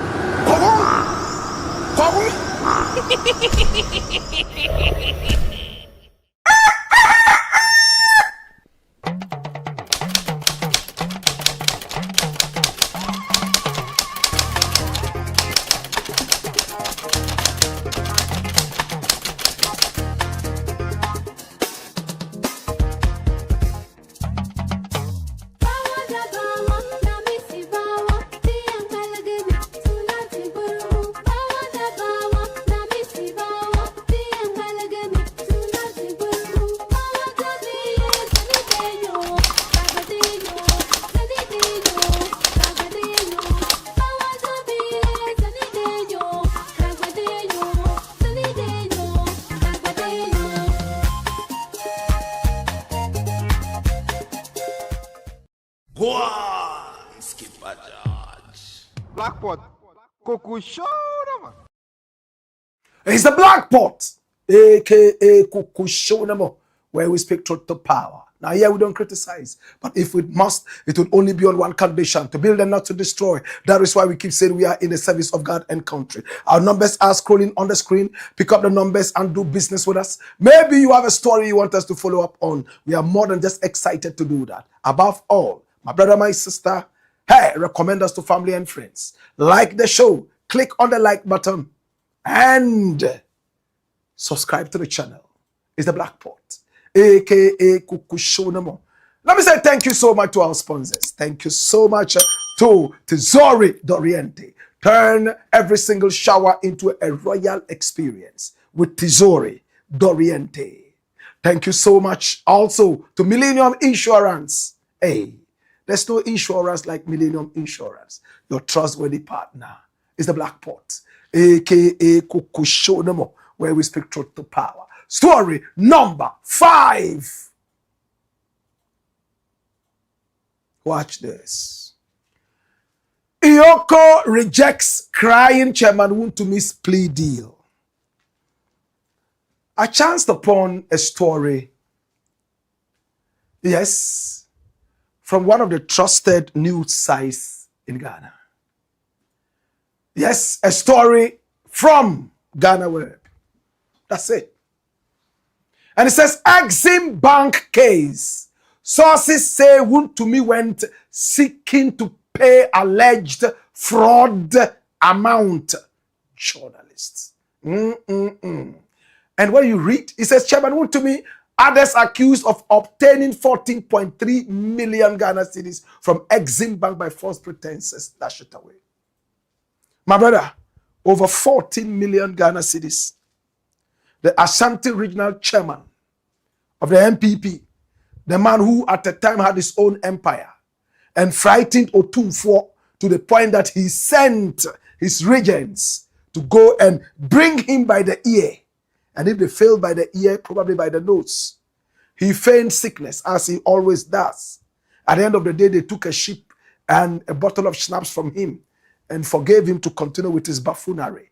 This is the guy. Right now, he wants to be regional, in fact, national chairman of the MPP, the failed party that destroyed the Ghanaian economy in irresponsible behavior, fraud, and thievery. It's the worst government Ghana has ever had. In fact, in something called the DDEP, Domestic Debt Exchange Program, my brother, my sister, you know what they did? All the people who invested via bonds, government bonds, you know what they did? They decided to take the money. Even at maturity, they told them they will get the money after 20 years, after 25 years, most of who were 80 years plus. Daylight robbery. An 80-year-old man has invested money, his life savings. He was told when he was a little boy that government bonds are the most secured. He believed in his economics teacher and went to invest in government bonds, only for an irresponsible thieving government to usurp that money and then turn around to give them haircuts, unprofessional haircuts that rendered a lot of them bald for life. My brother, my sister, the DDEP. Whilst they were doing DDEP, he had so much money he wanted to buy Chelsea. Whilst they were doing DDEP, he went to Exim Bank, allegedly with fraudulent papers and signatures, and he took over 14 million Ghana cedis. That's about 1.4 million American dollars. My brother, my sister, pretending that he was going to use that money to fight Galamsey, to bring up farms and employ some of these Galamsey boys that he himself was accused of harboring. Ghana, do you understand me? Sometimes I feel like I talk too much. Listen, you go and bring a thief and put him in charge of the national coffers, that thieves are stealing money from the coffers. So you bring the head thief to take care of the coffers. You bring a fowl to take care of cockroaches. That's the case with Chairman Wontumi. He was said to be harboring these Galamsey boys. He was said to be involved in Galamsey himself, even by his party members, who wrote a whole report and sent to the president and said, this guy is the biggest threat after Sir John to our forest. Sir John died a nasty death of COVID, and he's been sodomized in hell by Satan. This guy is still here with us. He's called Chairman Wontumi. Listen to this interesting thing, and this is an exclusive. Now, Chairman Wontumi, having gone around basking in the glory of his new plumes, having harvested so much from his dirty party's dominance of 8 years of thievery, now he's standing trial for Galamsey. On the 3rd of July, the hammer will land on the judge's table, bang. And that would be, as everybody would expect, the year, in the words of Dr. the Honorable Sremsai, Deputy Attorney General and Minister for Justice. Now this guy, all of a sudden, ran to the Exim Bank that he was going to pay. The money said, Exim Bank said, you are going to pay what? W, you are being investigated for this. If anything at all, go to the Attorney General, EOCO, and the rest, and pay the money to them. Chairman Wontumi runs to EOCO, runs to Attorney General. Oh, scano de how? Mediaba, Babetria. So who's who we are? What's who we are, Scabia? I said, Scadia, man, we are she. Say, Scar, Miko Giano, and Medeba. Ya bisa so say one we Scabia. Na Scawe Scabane, and your chronos can be. Oh, David, would you me this kind of bar? Say, Chronosca, would you me that bar? David, yeah, no, sir. Go back to court. Now that this case is just opening, the Exim Bank, go to court. Tell the judge that you agree that you stole the money. Because initially, you said you didn't. You said you bought some tractors. You said you had land. You paid salaries to boys to work. Why are you bringing back the money? Yeah, in Giscano. But this is what many people don't know. EOCO has been able to trace the money into one of the accounts of this guy and has put it on freeze. The Attorney General has made sure that there's more ice on the account. It's frozen, thick ice. There's money in it. We have traced the money. We have seen where the money is. Now you come back with a check for money to be withdrawn from the same account that we have frozen, where we have seen the money. Can I break it down for Ghanaians to understand? Now watch this. It's like you are chasing a thief. The thief has denied that he has not stolen anything. Then from your own investigations, you see that the stolen money is hiding in a bag. So you go and take the bag and hold it. Now the thief comes back to you, having gone and not seen the bag, to come and tell you, you know what? I'm coming to tell you that it is true. That money, I actually took it, but I didn't steal it. It was for safety. So that money is what you are holding. Okay, who's schedule? Whoever catch I say, so right now, he has to go back to court according to the Attorney General. He's not cutting any deal with anybody. Go to court, Chairman Wontumi. Go and tell the judge in the presence of your lawyer, Apia Kubi, Esquire, that my lord, me the moon himself, me shad and table for science. Ebe ya mama minka chi. Skano. Ma bokro no kakra. Na mumfa ncheme. Na skano die. Ewa ha. Me de ni nyina aba. Enti mumfa ncheme. Let the court listen to this. If that is what is on your mind. If you say you didn't take the money, all of a sudden you are coming back to pay for what you didn't take. It's ridiculous. It looks like EOCO is the backbone of all the crime fights in Ghana right now. The office of the special prosecutor is in deep ice. It's frozen in the Arctic Ocean. EOCO is kicking their ass, as we say in America. Thanks so much to the capo. Capo de tutti capi. One Capore, one Raymond Archer, the blue-suited couple.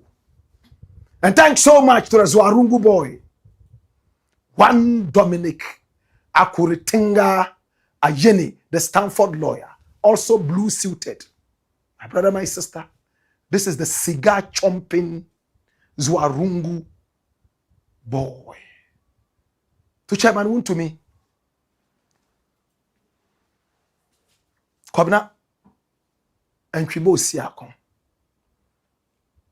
That's his name, right? Is Kwabena right? Kwabena Enkwibo Siakon.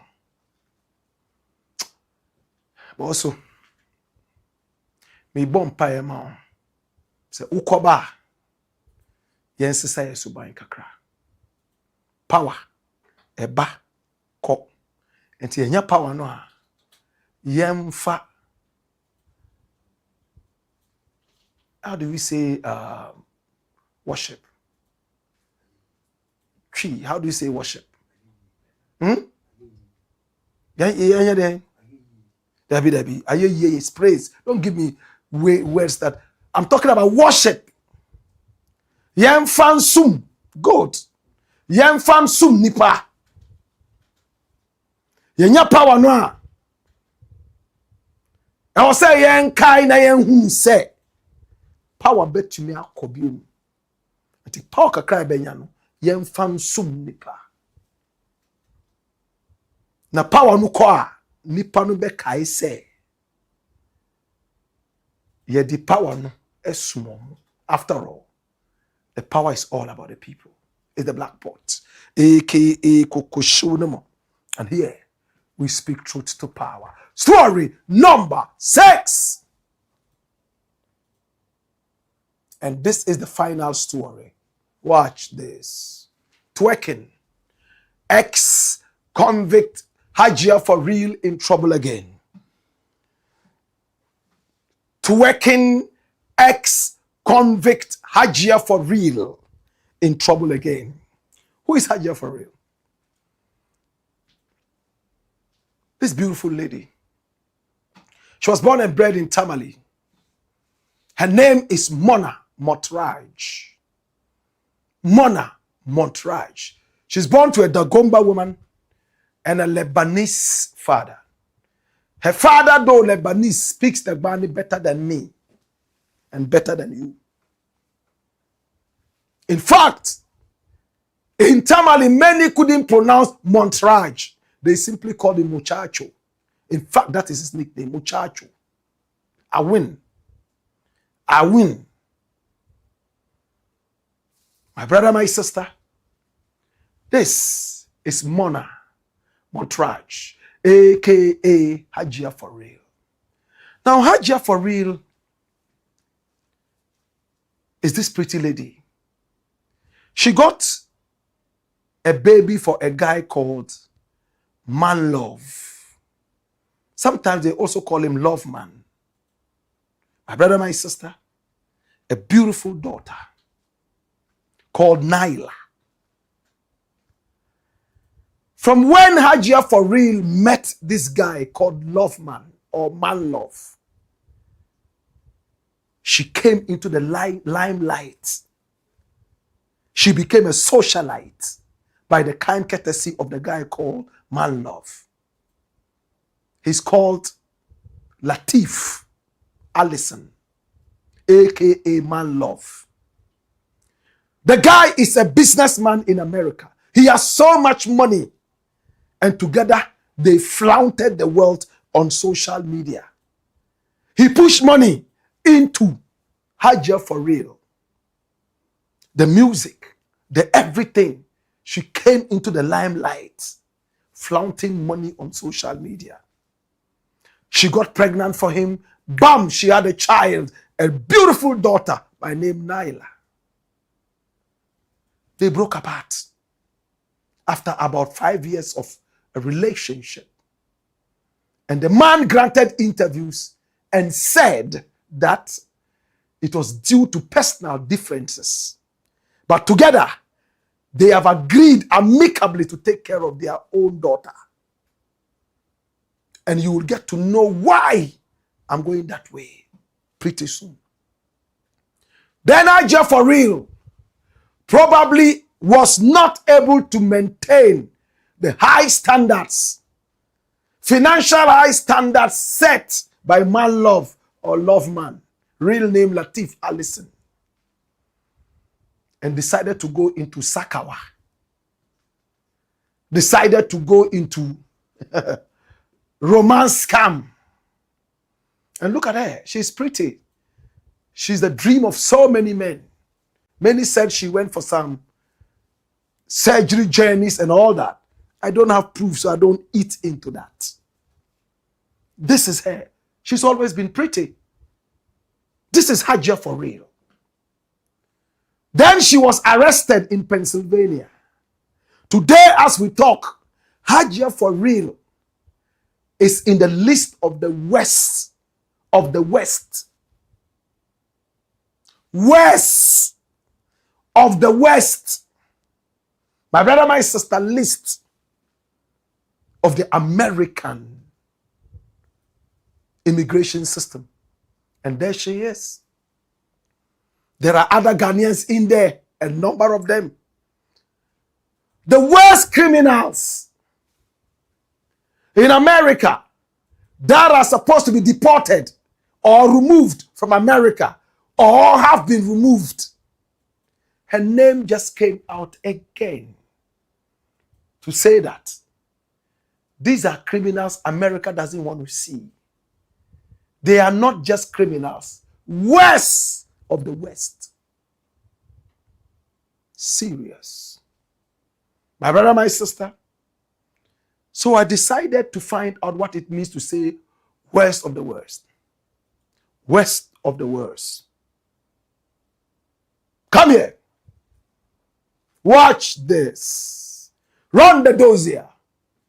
Now, the U.S. worst of the worst is not an extradition treaty, but a public database. Listen, public database published by the Department of Homeland Security, DHS, and managed by Immigration and Customs Enforcement, ICE. It highlights foreign nationals in the U.S. with severe criminal convictions who are targeted for deportation, that's removal, rather than extradition.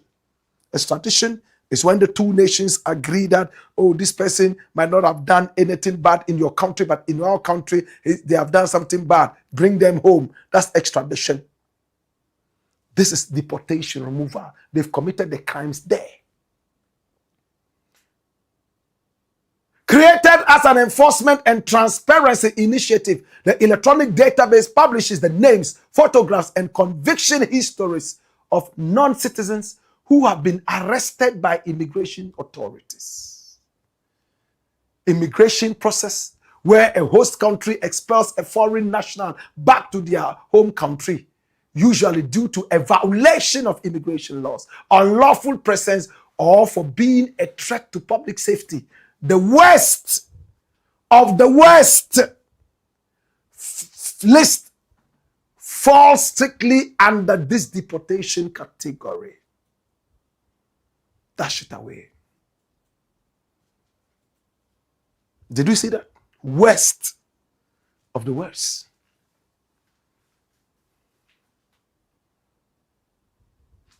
That's where HAJIA for real is. High standards she was introduced to by Man Love or Love Man, aka Latif Allison. When she was arrested, and you can see here Philadelphia, you know, and what she did, my brother, my sister, Latif Allison decided to pull himself out and say, hey, me, I'm not part of this whole. He did it. HAJIA for real went through the trial. Maybe she took a deal and then she came home. From when she came home, she's been a little quiet. Once in a while, we see her. Yes. Then we heard that she was linked to a rich man that I like so much. RNAQ. Richard Niyama Quay. Richard Niyama Quay was married some time ago to a pretty lady called Joanna. They struggled through life until success smiled on them. This was what they looked like from the days of the single room up to when they started making it. He was a member of the Jehovah's Witnesses. My brother, my sister, today he's a couple. Oh yes, he has cash. He has a private jet and much more. He's a philanthropist, crazy philanthropist. He does a lot and we are happy. The woman asked for divorce. Divorce papers were signed. The court has agreed. Now they are in court to decide what compensation should go to the lady called Joanna. After a first judge said, marriage is not an investment. And the lady is still beautiful. She will find another man. And truly, if you look at her curves, oh yeah, this is what we call voluptuous. Nice. But RNAQ says there's no day they will come back together again as husband and wife. They have crossed a certain line. And she seems to be saying the same thing. But the woman thinks that she has not been given justice. She's still in court. She went to court. Now she's looking at the custody of their children. How many children do they have? 3. Custody of the children. The court said the man can have the children on weekends. Some days, the children can spend time with their father. But the young lady has gone to court to say, court, I beg you, I don't want my children to be with their father. And it's not about their father. It's about this lady. HAJIA for real. That's it. And it's because of what she's doing right now.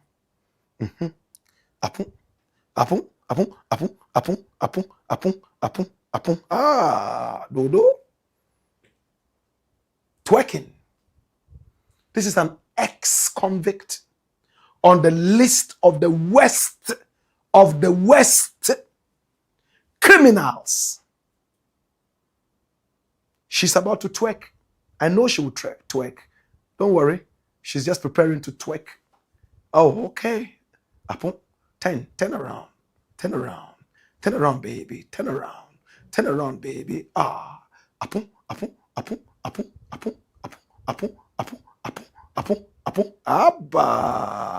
Dodo. I wish this was the Ghana dance where those guys in long ties would hold that thing like, I think they call it palo or something. She's a pretty lady. And I wish them all the best. She is supposed to be the concubine of RNAQ. Maybe there's some small jealousy somewhere.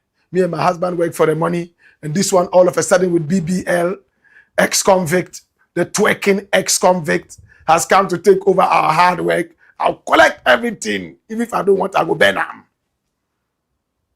These are my words. She's gone to court. And she's saying she doesn't want her children to be with this man. Because all the times that the children went to this man, HAJIA for real was in the house. And she was teaching their daughter how to twerk. To the point that their daughter has become a master twerker. She can twerk more than Rihanna. She has started twerking for Trasako boys. A little girl. According to Joanna Quay, HAJIA for real has been able to train and recruit their daughter. I'm keeping the name. I don't want to put out the name. I have the video. I don't want to put it out. The little girl can now twerk better than Rihanna. HAJIA for real has trained her in the world of twerking. And now the girl is twerking for Trasako estate boys. And there's a video of her twerking in front of a guy. And you could see that the flap of the guy was about to break open, loose, for obvious reasons. She says, "Court, I beg you, I don't want an ex-convict, a twerking ex-convict, to take care of my child." And again, she's not only a twerking ex-convict, she's in the list of the worst criminals in America. That's the list. So I'm begging. She has learned enough twerking. She has started twerking in front of Trasako boys. Maybe soon she will start acting porn.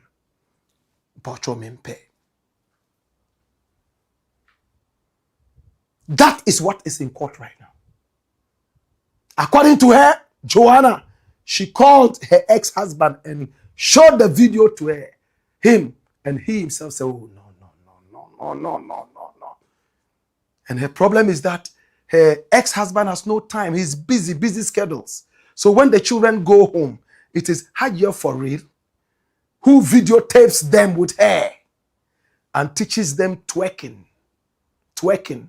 Now, one of the daughters, the name begins with an R. Let me leave it here. It's now twerking for Trasako guys.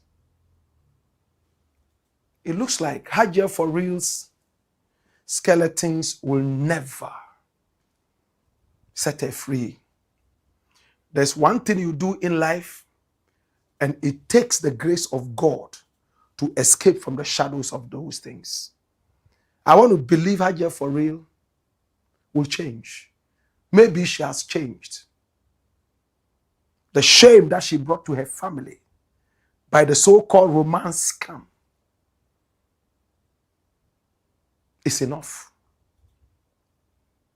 And to RNAQ, I believe he's a responsible man. Whatever journey he wants to have with HAJIA for real, I endorse it. I don't have a problem with that. My opinion, does it even matter when two people are in love? The fact that she has committed a crime before, the fact that she twerked and she's still twerking, doesn't mean that she will remain like that forever. I also believe in caution. Joanna has a point. She doesn't want her children to be twerkers.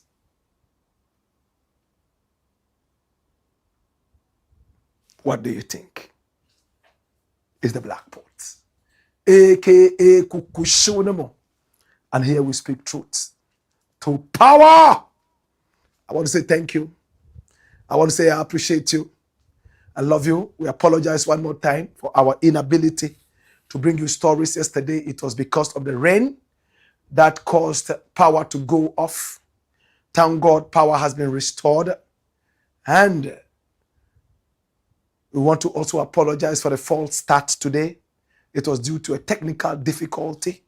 I want to believe that we have had the exclusives, and I want to believe that we have given you the bragging rights to tell everybody that we are masters of the exclusives. Thank you so much. We appreciate you and we love you. And thanks to our sponsors, Tesori d'Oriente. Turn every single shower into a royal experience with Tesori d'Oriente. Oh, yes. Distributed into the country by Daddy Ash Limited. Thank you so much also to Millennium Insurance, your trustworthy partner. Oh my God. Our numbers are scrolling on the screen. Pick up the numbers and do business with us. Or you have a story you want us to, follow up on. We are ready to do that. And let me warn you. Please, if you bring us a story and we start following up on the story, you have no right to stop the story. We have had people who brought us stories, and the moment we started work on the stories, they came out, family has spoken to me, and then we have smoked the peace pipe. I'm happy that you have smoked the peace pipe, but when I realize that there's some level of criminality that is beyond you and your family, and it affects the whole of the nation, we will still go ahead and publish the story. Again, if you bring us a story to look at, the story gets out of your hand. We will do it our style and bring it out in our own style. No bounds. And to those who bring us stories and think that we just put them out, no, we follow up. We've had people who brought us stories and tried to mislead us, and we realized that they were the people who actually should be locked up for that, not those they were pointing fingers at. Those stories will still be published. The fact that you bring us a story does not exonerate you, no. Any which way is the Black Pot, aka Kukushonomo, where we speak truth to power. We are the biggest online when it comes to patriotism, and also patriotism and Pan-Africanism. All because of you. Let's see your comments, and we are done for the day. Bawa Uwa says, Black Pot, agogo malabi ya bayao. Agogo malabi bayao. Says, Ja Rastafari. Ire. And he says, pure. Amua fire. Pan Babylon air top. And then he says, watching you live from Virginia. Saying, thank you so much. Doxology Ivan says, watching you live from Nima. Agogo comes back. He says, let the truth set us free. Oh, ja. Through your servant Black Rasta, Raphael Mpra says, well, coming live. Okay, watching live from Texas, the United States of America. Thank you so much. More comments coming in. All right. At this point, I want to say, good afternoon to you. You are in America, Atlanta. Jacob, 3030. How are you doing? We love you. Okay. Says, good evening, Black Rasta, watching you live. Why, I've been a seller. Says, fire, yeah. Zion Genesis says, thumbs up. And is listening. Godwin N. Kujo says, Black Rasta, the cleanest Rasta ever. But Rasta man is clean, see? Zion Genesis, thank you so much. He's been with us for a long time now. Zion Genesis, we love you, okay? Akana Yozurai says, welcome, legendary Black. Move of fire. More comments? Alajibu Yurubu shall savulgu beyelani nuko morongmana. Professor Blakk, may God bless you and help you through. Fatau Adam says thumbs up. Famous say Mark says fire, yeah. Ochre kosi. Foster says Black Rasta, the real African. Alexander Kwesi says Tuma, Black Rasta. Hope all is well with you and your family. Please, what is the update of Xenophobia? And when will EOCO invite Cecilia Dapa for the alleged money laundering scheme which the OSP was investigating? We'll find out, okay? Ken is still in the pipeline. We are waiting, okay? Raselom says, watching you live from RSM City. Hootie. Yeah, Hootie. I know Hootie.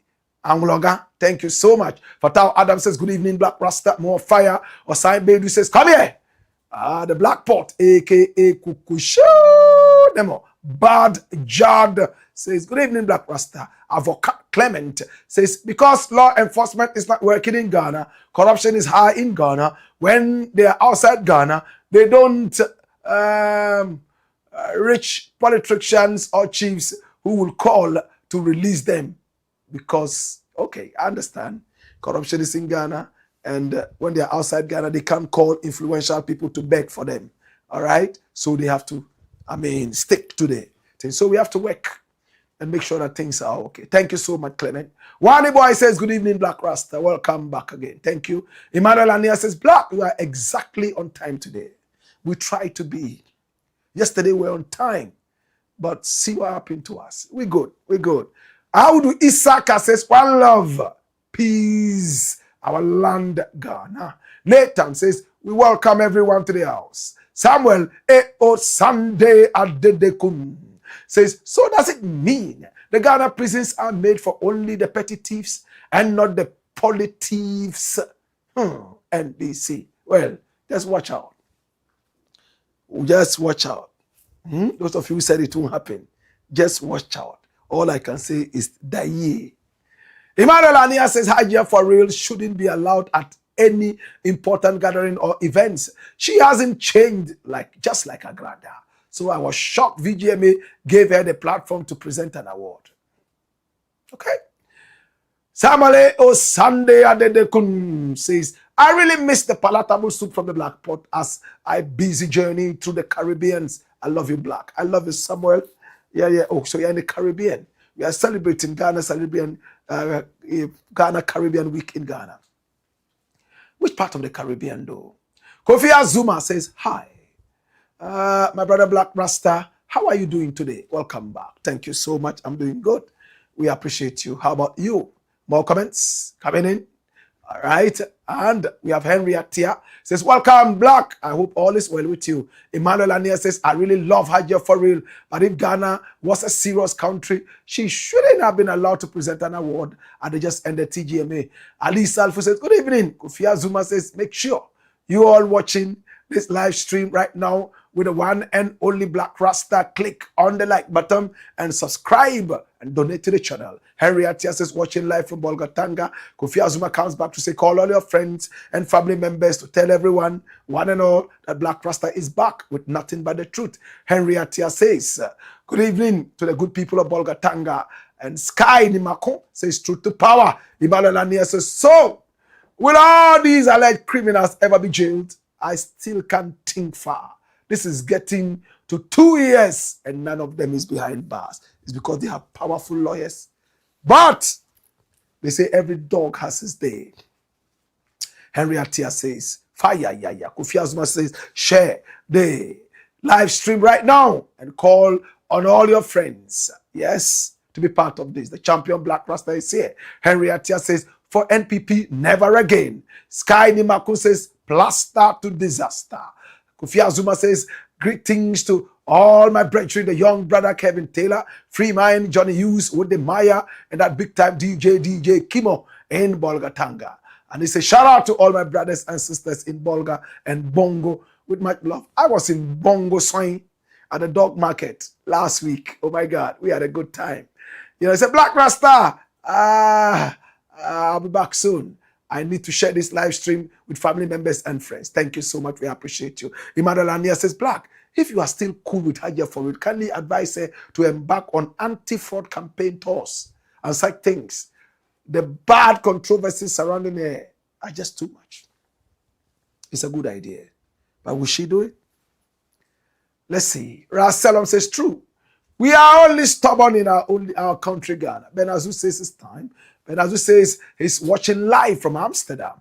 Roxette Kathleen Daly says, hey, Shiri Guru Nanaksar says, share. All right. More comments. Maximus Kojo Otu is laughing. K.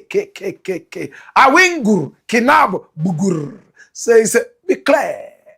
It's bits. What's slippery? You two like slippery things, like slippery things. Slippery, slippery. Bad boy.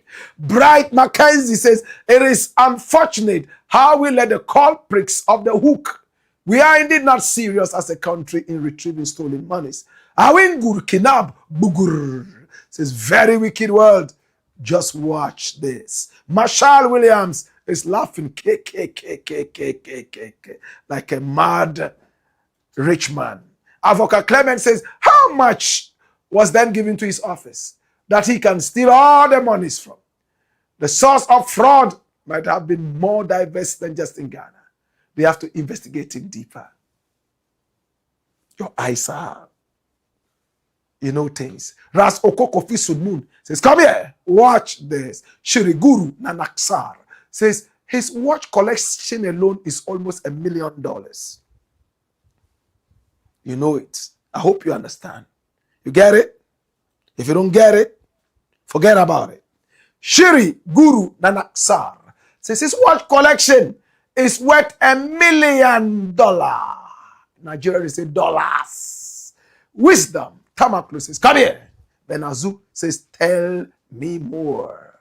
All right? Emmanuel Ania says, despite Hanan getting all the money at NAFCO as the ex-boss, man was still not looking fresh. Are you sure? Did you see his tank? Very fresh. Fresh tank. You envy him. Is your tongue fresh like that? Stop that. Kofi Azuma says, make sure all of you watching here, click on the like button and subscribe. Rap Thunder says, I almost got sick yesterday for not hearing from you, legendary. I checked our Facebook page, no information, and I know that is for a good reason you didn't show up. Always love you, legend. We were so frustrated in the studio here yesterday. We sat down for 3 hours. No power.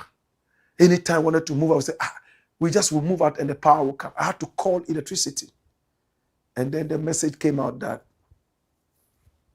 they were still working on it, but the rain was still pouring. So they wouldn't be able to give us any good response. Then we left.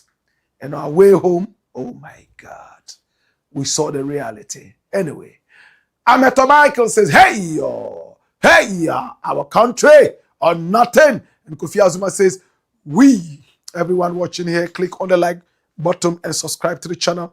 Emmanuel Ania says, Blakk, can you please find out why most of these NPP guys who claim to be young look very sick? All I know is that when people steal money, especially money that belongs to poor people, they get cancer and die. They get cancer. Even though they are 25, they will look like 96. That's what I know. I don't know about the young people you are talking about. And he said, Blakk, is Abu Trika finally free? I don't understand why someone on bail should be granting interviews. Please mark this thing that you have said. I don't know who his lawyers and advisors are. I don't know. I leave it here. Ameto Michael says, Ghana's money. Nalamte says, money swine. Aish. Ameto Michael says, they should jail them all. Michael Nuwachi says, greetings, Ras. Ras Kaba says, long live the Black Pot, a.k.a. Kukushu. Come here. Move of fire. Fire. We'll take 2 more slices and we are done for the day, okay? And this is, I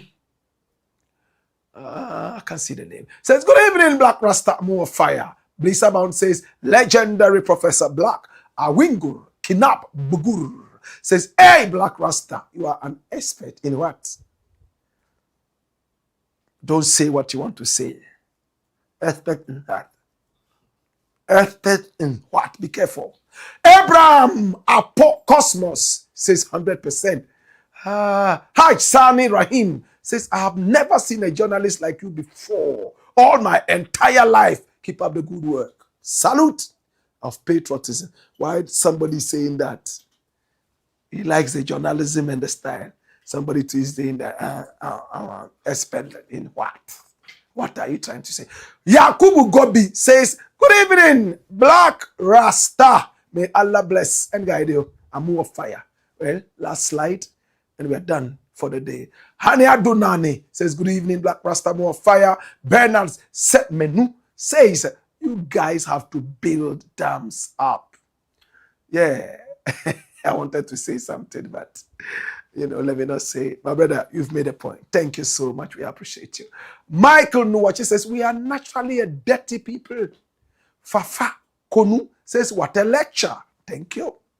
Richard Bojo says, more fire. Rap Thunder says, president said nothing but the truth. We would cause it and put blame on government.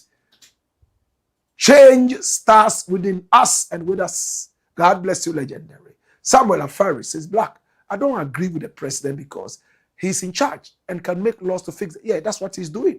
He's breaking down the buildings to allow the water to pass, but he's only saying that people are complaining that they are doing the work, but that will not stop him from doing the work.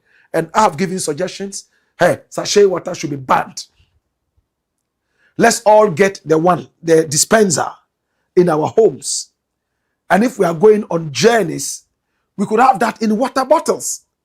Let us encourage water bottles and not sachet water and then even the bottled water. It makes sense. And if we still have to use bottled water, put taxes on that to use to fix some of these things. Okay? Rap Thunder says, La Katikuzia, our country or nothing. That be how we just say it. Fafa Konu says, some also do smear. What smear? Tell me. Ameto Michael says, salty wash. Yeah. When they do it in Choco, they just go into the water and sit in the water, open their legs, and the water will be doing pa, pa, pa, salty wash.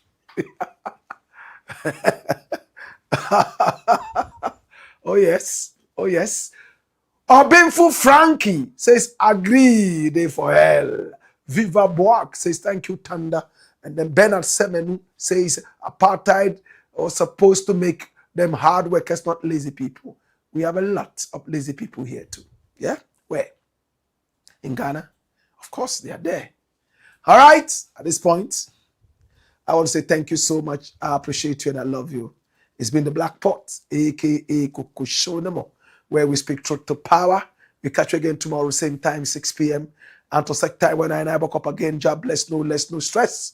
We love you. Share the broadcast and stay clean and stay patriotic. Hey yo! Hey ya! Woyo!